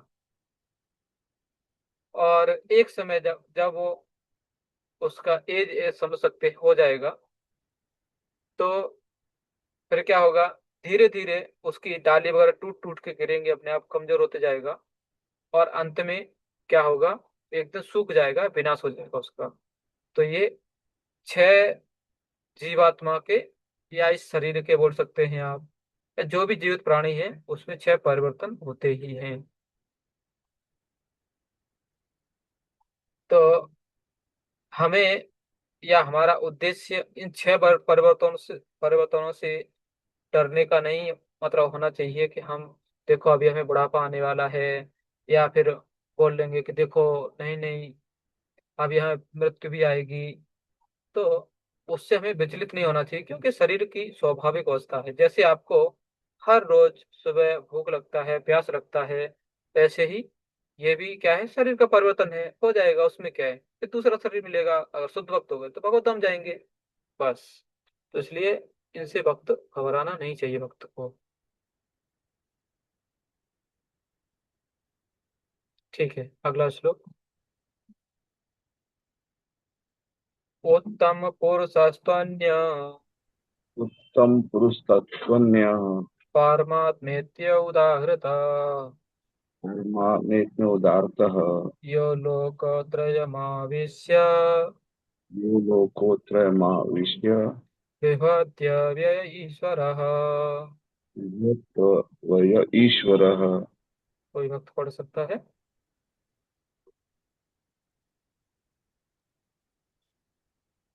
पढ़ू क्या प्रभु जी? यस माता जी। इन दोनों के अतिरिक्त परम पुरुष परमात्मा है जो साक्षात अविनाशी भगवान है। थोड़ा सा प्रभु जी नीचे, हाँ, बस बस बस बस। और जो तीनों लोकों में प्रवेश करके उनका पालन कर रहा है। तात्पर्य, इस श्लोक का भाव कठोपनिषद 2.2.13 तथा श्वेताश्वेर उपनिषद में 6.13 अत्यंत सुंदर ढंग से व्यक्त हुआ है। वह यह कहा गया है कि असंख्य जीवों के नियंता में जिसमें कुछ बद्ध है और कुछ मुक्त है, एक परम पुरुष है जो परमात्मा है। उपनिषद का श्लोक इस प्रकार है, नित्य नित्यानम चेतनश्चेतनानाम। सारांश यह है कि बद्ध तथा मुक्त दोनों प्रकार के जीवों में से एक परम पुरुष भगवान है जो उन सब का पालन करता है और उन्हें उनके कर्मों के अनुसार भोग की सुविधा प्रदान करता है। वह भगवान परमात्मा रूप में सबके हृदय में स्थित है। जो बुद्धिमान व्यक्ति उन्हें समझ सकता है वही पूर्ण शांति लाभ कर सकता है, अन्य कोई नहीं। हरे कृष्ण। धन्यवाद माता जी। तो यहाँ पर उत्तम पुरुषस्तन्य, उन दोनों में से एक महानतम व्यक्तित्व है, श्रेष्ठ व्यक्ति है। परमात्मेत्य उदारता, जिन्हें क्या कहते हैं? परमात्मा। यो लोकत्रयमाविश्य, मतलब वो तीनों लोकों में प्रवेश करते हैं। उन्होंने तीनों लोकों में प्रवेश किया है। विभर्त्य व्यय ईश्वर, और वे अविनाशी भगवान इन तीन मतलब इस जगत का पालन करते हैं। कैसे? परमात्मा के रूप में इस जगत में पूरे में तीनों लोग प्रवेश करते हैं और वो इसका पालन करते हैं।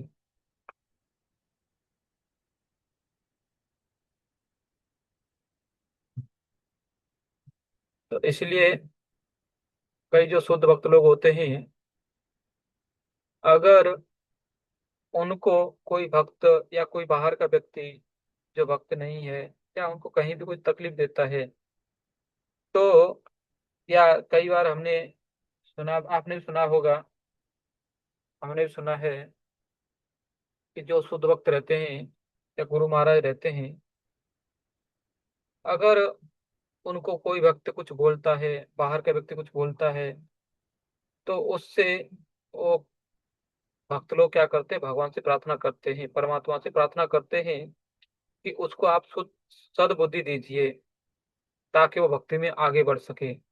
वो उसके बारे में कुछ सोचते नहीं, देखो भगवान इसने ऐसा किया, उसके साथ ऐसा हो जाए, वो ऐसा नहीं बोलते। सिर्फ उसके लिए प्रार्थना करते हैं कि इस व्यक्ति को सद्बुद्धि दो, उसको अभी अज्ञान में है, जिससे भक्ति में आगे बढ़ सके, वो उसको ज्ञान प्राप्त हो।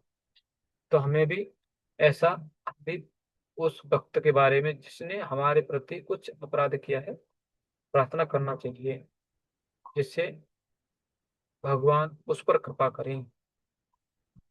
ठीक है, अगला श्लोक। यस्माक्षरमतीतोऽयम्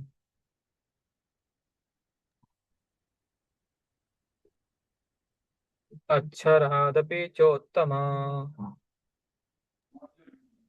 अक्षरादपि च उत्तमा, अतोऽस्मि लोके वेदे च अत अस्मि लोके वेदे च प्रथिता पुरुषोत्तमा। प्रथिता पुरुषोत्तमा। ठीक है, कोई प्रभु जी, पढ़ सकता प्रभु है? जी पढ़ो। यस, पढ़िए मतलब। क्योंकि मैं क्षर तथा अक्षर दोनों के परे हूँ और चूंकि मैं सर्वश्रेष्ठ हूँ, अतएव मैं इस जगत में तथा वेदों में परम पुरुष के रूप में विख्यात हूँ। तात्पर्य, भगवान कृष्ण से बढ़कर कोई नहीं है, ना तो बद्ध जीव ना मुक्त जीव, अतएव वे पुरुषोत्तम है। अब यह स्पष्ट हो चुका है कि जीव तथा भगवान व्यष्टि हैं। अंतर इतना है कि जीव चाहे बद्ध अवस्था में रहे या मुक्त अवस्था में, वह शक्ति में भगवान की अकल्पनीय शक्तियों से बढ़कर नहीं हो सकता। यह सोचना गलत है कि भगवान तथा जीव समान स्तर पर हैं या सब प्रकार से एक समान है। इनके व्यक्तित्वों में सदैव श्रेष्ठता और निम्नता बनी रहती है। उत्तम शब्द अत्यंत सार्थक है।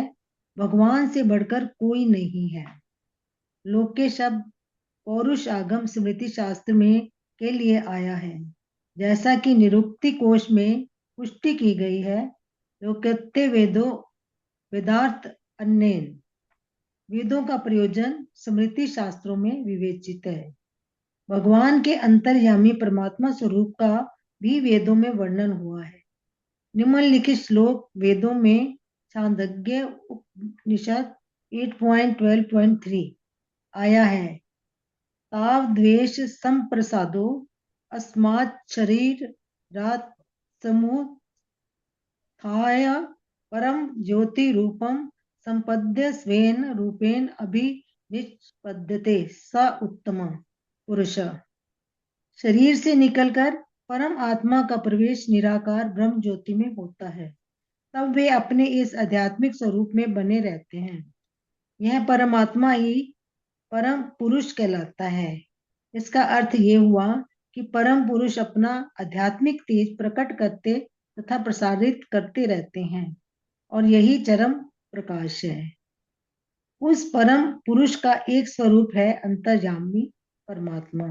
भगवान सत्यवती तथा पराशर के पुत्र रूप में अवतार ग्रहण कर व्यासदेव के रूप में वैदिक ज्ञान की व्याख्या करते हैं। हरि कृष्ण। धन्यवाद माता जी। तो यहाँ पर देखेंगे कि जो पिछली बार मतलब 15-16 में दो प्रकार के जीव, क्षर और अक्षर, मतलब बद्ध और मुक्त जीवों के बारे में बताया गया था। लेकिन वहां पर ये दोनों को ही, मतलब दोनों ही जो जीव थे, वो इस ब्रह्मांड को न तो आश्रय दे सकते हैं और न इसकी सुरक्षा या संरक्षण प्रदान करते हैं। तो इसलिए ये दोनों ही क्या है, परम पुरुष नहीं होते। लेकिन जो बद्ध जीव हैं वो इस दुनिया में बंधे हुए हैं, जबकि मुक्त जीव मुक्त रहते हैं। जैसे कि आप लोगों ने देखा होगा या सुना भी होगा अजामिल चरित्र के समय में कि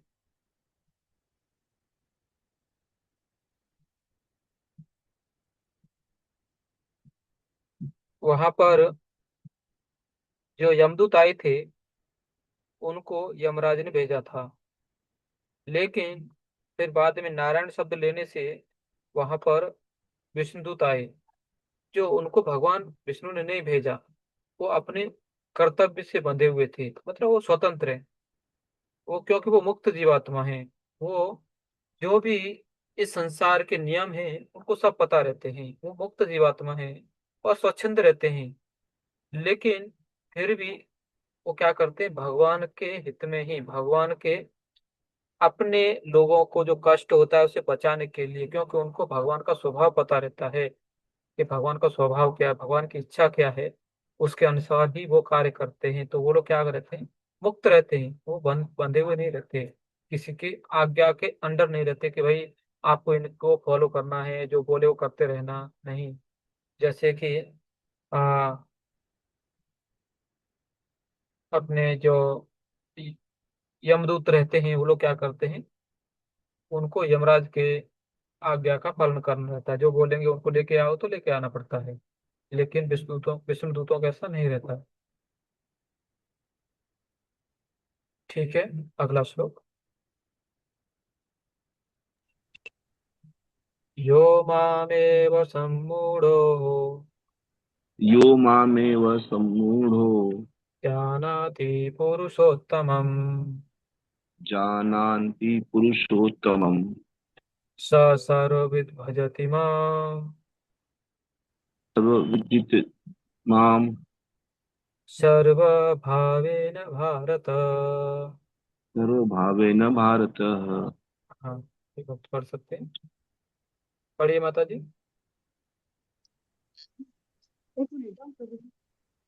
जी मैं पढ़ूं? हरे पढ़िए। कृष्णा। हाँ जी मैं पढ़िए पढ़ूं। माता, पढ़िए। जो कोई भी मुझे संशय रहित होकर पुरुषोत्तम भगवान के रूप में जानता है, वह सब कुछ जानने वाला है। अतएव हे भरत पुत्र, वह व्यक्ति मेरी पूर्ण भक्ति में रत होता है। तात्पर्य: जीव तथा भगवान के स्वाभाविक स्थिति के विषय में अनेक दार्शनिक ऊहापोह करते हैं।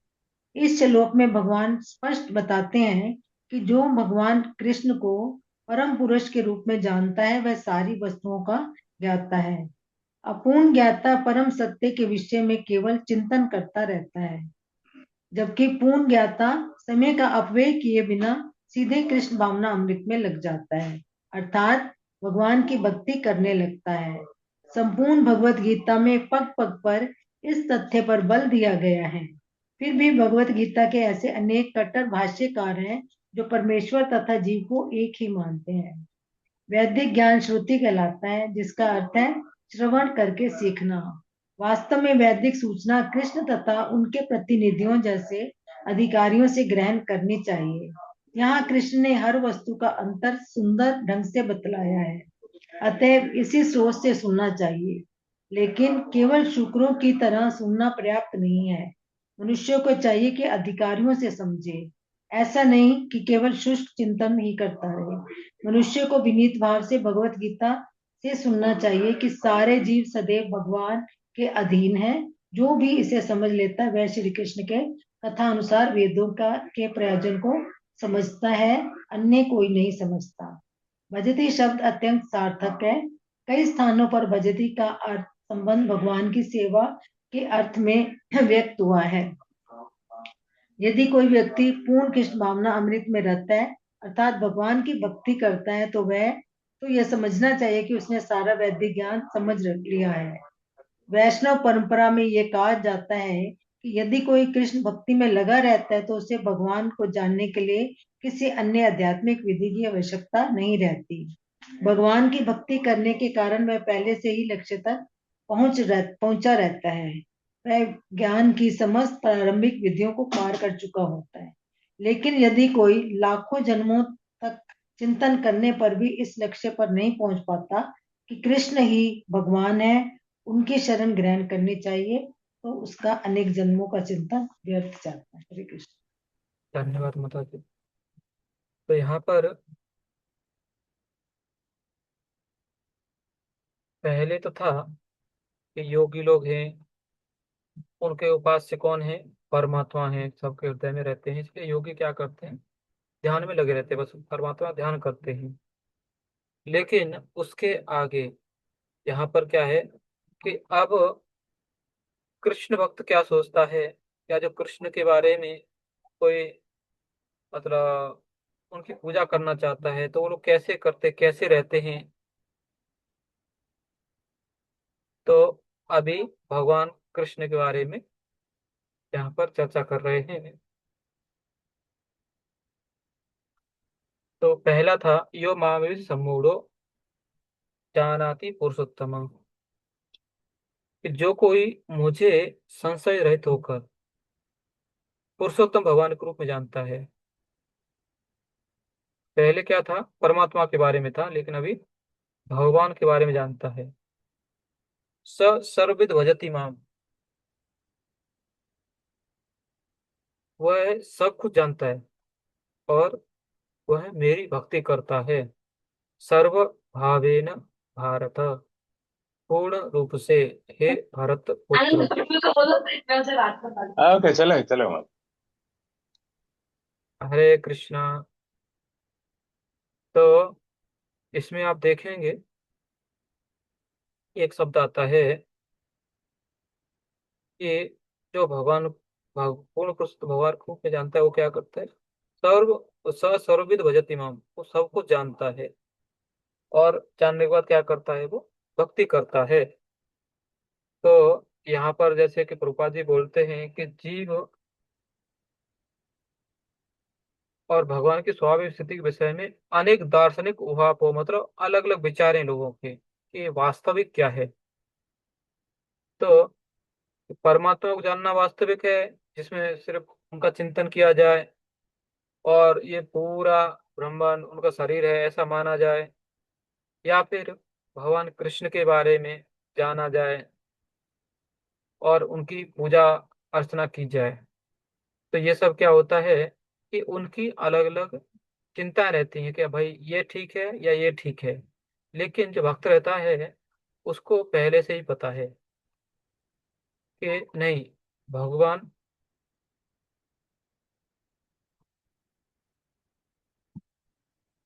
भगवान कौन है? कृष्ण है, और हम बद्ध जीवात्मा है, हमें उनकी सेवा करनी चाहिए। और फिर भक्त लोग इधर उधर कुछ कहीं पर भी चिंतित नहीं होते, कहीं पर अटकते नहीं, वो सीधा क्या करते हैं, भगवान की सेवा में लग जाते हैं। और फिर जैसे कि आजकल भी आपने देखा होगा, कुछ लोग मायावादी लोग रहते हैं या दूसरे लोग रहते हैं, वो क्या करते हैं,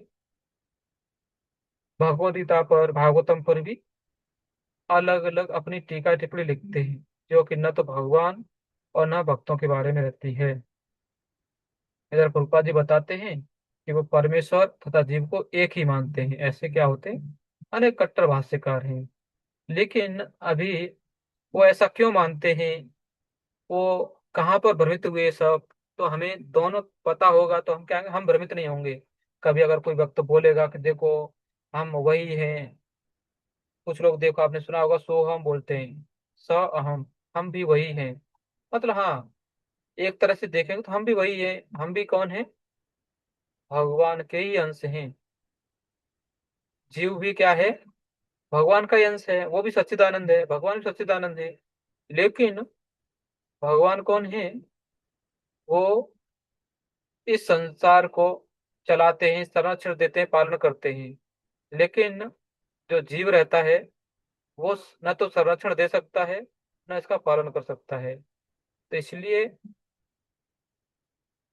हमें कभी भी इसमें भ्रमित नहीं होना चाहिए कि हम ही भगवान हैं, हम भगवान के अंश हैं।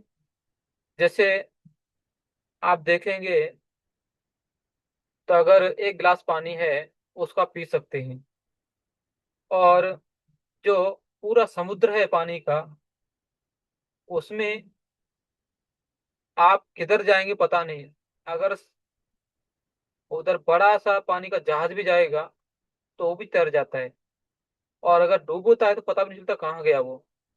जैसे कि आपने पानी पिया तो पता नहीं चला कि किधर गया वो, कि मतलब शरीर में कौन से कोने में पड़ा है। तो ऐसे ही हम भी जब समुद्र में जितना बड़ा जहाज भी जाता है पता नहीं चलता। ऐसे ही हमारी स्थिति क्या है, हम जीवात्मा हैं, हम भगवान के क्या हैं, अंश हैं, और भगवान समुद्र के समान है। तो ये हमें बार बार याद रखना चाहिए। तो क्या होगा, कोई भी मायावादी या कट्टर मायावादी भाष्यकार रहेगा तो उससे हम विचलित नहीं होंगे। ठीक है। और प्रभुपाद जी यहाँ पर बार बार क्या करते हैं, श्रवण करने पर थोड़ा जोर दे रहे हैं कि भक्तों को क्या करना चाहिए, सुनते रहना चाहिए। और ये भी बताते हैं कि सिर्फ क्या करना, सिर्फ कुकर सुकरों को जैसा, जानवरों की जैसा सुनना नहीं चाहिए। हमें क्या करना चाहिए, वैष्णव शुद्ध भक्तों के मुख से सुनना चाहिए, ताकि हम क्या करें, विनीत भाव से सुने और भगवान, मतलब भगवान की भक्ति करें, उनकी आज्ञा के अधीन रहें। हमें अन्य कोई प्रयोजन नहीं होना चाहिए इसके अलावा। ऐसा प्रभुपाद जी इधर बता रहे। नहीं तो क्या होगा, अगर हम ठीक से श्रवण नहीं करेंगे, भगवान का चिंतन नहीं करेंगे, तो क्या होगा, हम अलग अलग जन्म में भटकते रहेंगे और कभी भी भगवान की शरण नहीं ग्रहण कर सकते। और जो फिर क्या होगा, अलग मतलब कितने ही जन्म हम चिंतन करेंगे सब व्यर्थ ही जाएगा। ठीक है, विश्वास लो।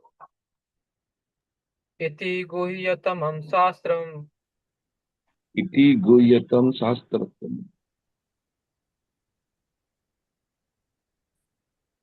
इदम् उक्तं मया नघ इदम उत्तम मया नघ एतत् बुद्ध्वा बुद्धिमान् एतद् विद्वा बुद्धिमान् स्यात् कृतकृत्यस्य भारत। कृत्य कृतस्य भारत। यस, कोई वक्त पढ़ सकता है? हरे कृष्णा। यस माता जी, पढ़िए। थैंक यू प्रभु जी। हे अनघ, यह वैदिक शास्त्रों का सर्वाधिक गुप्त अंश है जिसे मैंने अब प्रकट किया है। जो कोई इसे समझता है वह बुद्धिमान हो जाएगा और उसके प्रयास पूर्ण होंगे। तात्पर्य, भगवान ने यहाँ स्पष्ट किया है कि सारे शास्त्रों का सार है और भगवान ने इसे जिस रूप में कहा है उसे ही रूप में समझा जाना चाहिए। इस तरह मनुष्य बुद्धिमान तथा दिव्य ज्ञान में पूर्ण हो जाएगा। दूसरे शब्दों में, भगवान के इस दर्शन को समझने तथा उनकी दिव्य सेवा में प्रवृत्त होने से प्रत्येक व्यक्ति प्रकृति के गुणों के समस्त कल्मश से मुक्त हो सकता है। भक्ति आध्यात्मिक ज्ञान की एक विधि है। जहाँ भी भक्ति होती है वहाँ भौतिक कल्मश नहीं रह सकता। भगवत भक्ति तथा स्वयं भगवान एक हैं, क्योंकि दोनों आध्यात्मिक हैं। भक्ति परमेश्वर की अंतरंगा शक्ति के भीतर होती है। भगवान सूर्य के समान हैं और अज्ञान अंधकार है। जहाँ सूर्य विद्यमान है वहाँ अंधकार का प्रश्न ही नहीं उठता। अतएव जब भी प्रामाणिक गुरु के मार्गदर्शन के अंतर्गत भक्ति की जाती है तो ज्ञान का प्रश्न ही नहीं उठता। प्रत्येक व्यक्ति को चाहिए कि इस कृष्ण भावनामृत को ग्रहण करे और बुद्धिमान तथा शुद्ध बनने के लिए भक्ति करे। जब तक कोई कृष्ण को इस प्रकार नहीं समझता और भक्ति में प्रवृत्त नहीं होता, तब तक सामान्य मनुष्य की दृष्टि में कोई कितना बुद्धिमान क्यों न हो, वह पूर्णतया बुद्धिमान नहीं है। जिस अनघ शब्द से अर्जुन को संबोधित किया गया है वह सार्थक है। अनघ अर्थात हे निष्पाप का अर्थ है कि जब तक मनुष्य समस्त पाप कर्मों से मुक्त नहीं हो जाता तब तक कृष्ण को समझ पाना कठिन है। उसे समस्त कल्मश, समस्त पाप कर्मों से मुक्त होना होता है, तभी वह समझ सकता है। लेकिन भक्ति इतनी शुद्ध तथा शक्तिमान होती है कि एक बार भक्ति में प्रवृत्त होने पर मनुष्य स्वतः निष्पाप हो जाता है। शुद्ध भक्तों की संगति में रहकर पूर्ण कृष्ण भावनामृत में भक्ति करते हुए कुछ बातों को बिल्कुल ही दूर कर देना चाहिए। सबसे महत्वपूर्ण बात जिस पर विजय पानी है वह है हृदय की दुर्बलता। पहला पतन प्रकृति पर प्रभुत्व जताने की इच्छा के कारण होता है। इस तरह मनुष्य भगवान की दिव्य प्रेमा भक्ति को त्याग देता है। दूसरी हृदय की दुर्बलता है कि जब कोई अधिकाधिक प्रभुत्व जताने की इच्छा करता है तो वह भौतिक पदार्थ के स्वामित्व के प्रति आसक्त हो जाता है। इस संसार की सारी समस्याएं इन्हीं हृदय की दुर्बलताओं के कारण हैं। इस अध्याय के प्रथम 5 श्लोकों में हृदय की इन्हीं दुर्बलताओं से अपने को मुक्त करने की विधि का वर्णन हुआ है और 6ठे श्लोक से अंतिम श्लोक तक पुरुषोत्तम योग की विवेचना हुई है। इस प्रकार श्रीमद् भगवद गीता के 15वें अध्याय पुरुषोत्तम योग का भक्ति वेदांत तात्पर्य पूर्ण हुआ। श्रील प्रभुपाद की जय। तो ये जो श्लोक है, अंतिम श्लोक, वो क्या है? एक तो सारांश बोल सकते हैं, नहीं तो फलश्रुति बोल सकते हैं। तो जो भी इस जो सर्वाधिक गुह्य है, ये वैदिक ज्ञान जो अभी तक बोला गया भगवान ने, और जो इसे कोई समझ पाता है तो उसे क्या होगा? साक्षात्कार हो जाएगा, उसे उसको आत्म साक्षात्कार होगा। और जो भी वो साक्षात्कार कर रहा है या करने का प्रयास कर रहा है, उसमें वो सफल होगा, अगर ये ज्ञान को कोई ठीक से समझ सकता है तो। तो प्रभुपाद जी यहाँ पर समझा रहे हैं कि जो शास्त्रों का सार है कि भगवान कौन है या भगवान किस रूप में हमें भगवान की पूजा करनी चाहिए। तो यहाँ पर जैसे हमने अभी देखा था कि कुछ लोग योगी लोग रहते हैं, वो परमात्मा के रूप में भगवान की पूजा करना चाहते हैं, मतलब ध्यान करना चाहते हैं, पूजा तो नहीं बोल सकते। लेकिन हम लोग पूर्ण पुरुषोत्तम भगवान कृष्ण की पूजा करते हैं, आराधना करते हैं उनकी। तो ये क्या है? पूर्ण ज्ञान है। तो हमें कभी भी, और दूसरा इधर प्रभुपाद जी और एक बोले थे कि जो अनेक मायावादी लोग हैं, वो लोग क्या करते हैं कि हमें भ्रमित करने का प्रयास करेंगे कि हम ही भगवान हैं। तो इसमें, क्योंकि ऐसे बहुत से जो लोग रहते हैं जो न तो स्वयं भक्ति करते हैं और न करने देते हैं, उनसे प्रभुपाद जी हमें हमेशा सतर्क करते हैं कि आप ऐसे लोगों से बच के रहिए। और इसी का फल है कि अभी हम लोग भी इतना जल्दी जानते हैं या आसानी से समझ सकते हैं कि भगवान कृष्ण ही पूर्ण पुरुषोत्तम भगवान है और वही इस संसार को चलाने वाले हैं, और हमें उनकी सेवा करनी चाहिए। तो यही इस अध्याय का बोल सकते हैं, या फिर हमारे ज्ञान का लक्ष्य है कि हम भक्ति में सुदृढ़ हों, हमारी दृढ़ श्रद्धा रहे भगवान के ऊपर, और हम भगवान की भक्ति कर सकें भक्तों के साथ में रहते हुए। हरे कृष्णा, हरे कृष्णा, कृष्णा कृष्णा हरे हरे, हरे राम, हरे राम, राम राम हरे हरे। किसी वक्त तो कुछ चर्चा करना है या कुछ बोलना है तो बोल सकते हैं। प्रभु जी हरे कृष्णा, दंडवत प्रणाम प्रभु जी। यस माता जी। प्रभु जी, ये जो सेंटेंस है ना, इस संसार की सारी समस्याएं इन्हीं हृदय की दुर्बलताओं के कारण है। हम्म। ठीक है, तो प्रभु जी यहाँ पे दुर्बलता के कारण मतलब हृदय की दुर्बलता मतलब मन की दुर्बलता। तो यहाँ पर जैसे उसके पहले प्रभुपाद जी यहाँ बताते हैं कि सबसे महत्वपूर्ण बात जिस पर विजय पानी है वह है हृदय की दुर्बलता। मतलब क्या है? हमारा पहला पतन प्रकृति पर क्रोध जताने की इच्छा के कारण है। अभी आप विचार कीजिए, जैसे मंदिर में भक्त लोग रहते हैं और उनको बोला कि आप अभी दूसरे मंदिर चले जाइए, तो हो सकता है एक दो दिन लेगा, अपना सब सामान पैक करेगा और निकल जाएगा। लेकिन जो गृहस्थ भक्त हैं उनको बोला कि चलो अभी आपका ट्रांसफर हो चुका है, वहां पर शिफ्ट हो जाओ, तो कम से कम उनको एक महीने का समय देना पड़ेगा। क्योंकि उनका जो यहाँ पर सामान था, यहाँ पर फ्लैट था, यहाँ पर बच्चों की पढ़ाई का है, कैसा होगा क्या होगा। तो इससे क्या होगा? क्योंकि इतनी सब आसक्ति है। और भले ही ये भक्त लोग हैं, लेकिन क्या है, वो हमारे हृदय की कमजोरी है वो। क्योंकि हम कौन है, पहले समझना पड़ेगा कि हम कौन जीवात्मा हैं। मरते समय व्यक्ति किसी को साथ में लेकर नहीं जाता है, सबको पता है। लेकिन क्योंकि संसार या फिर हमने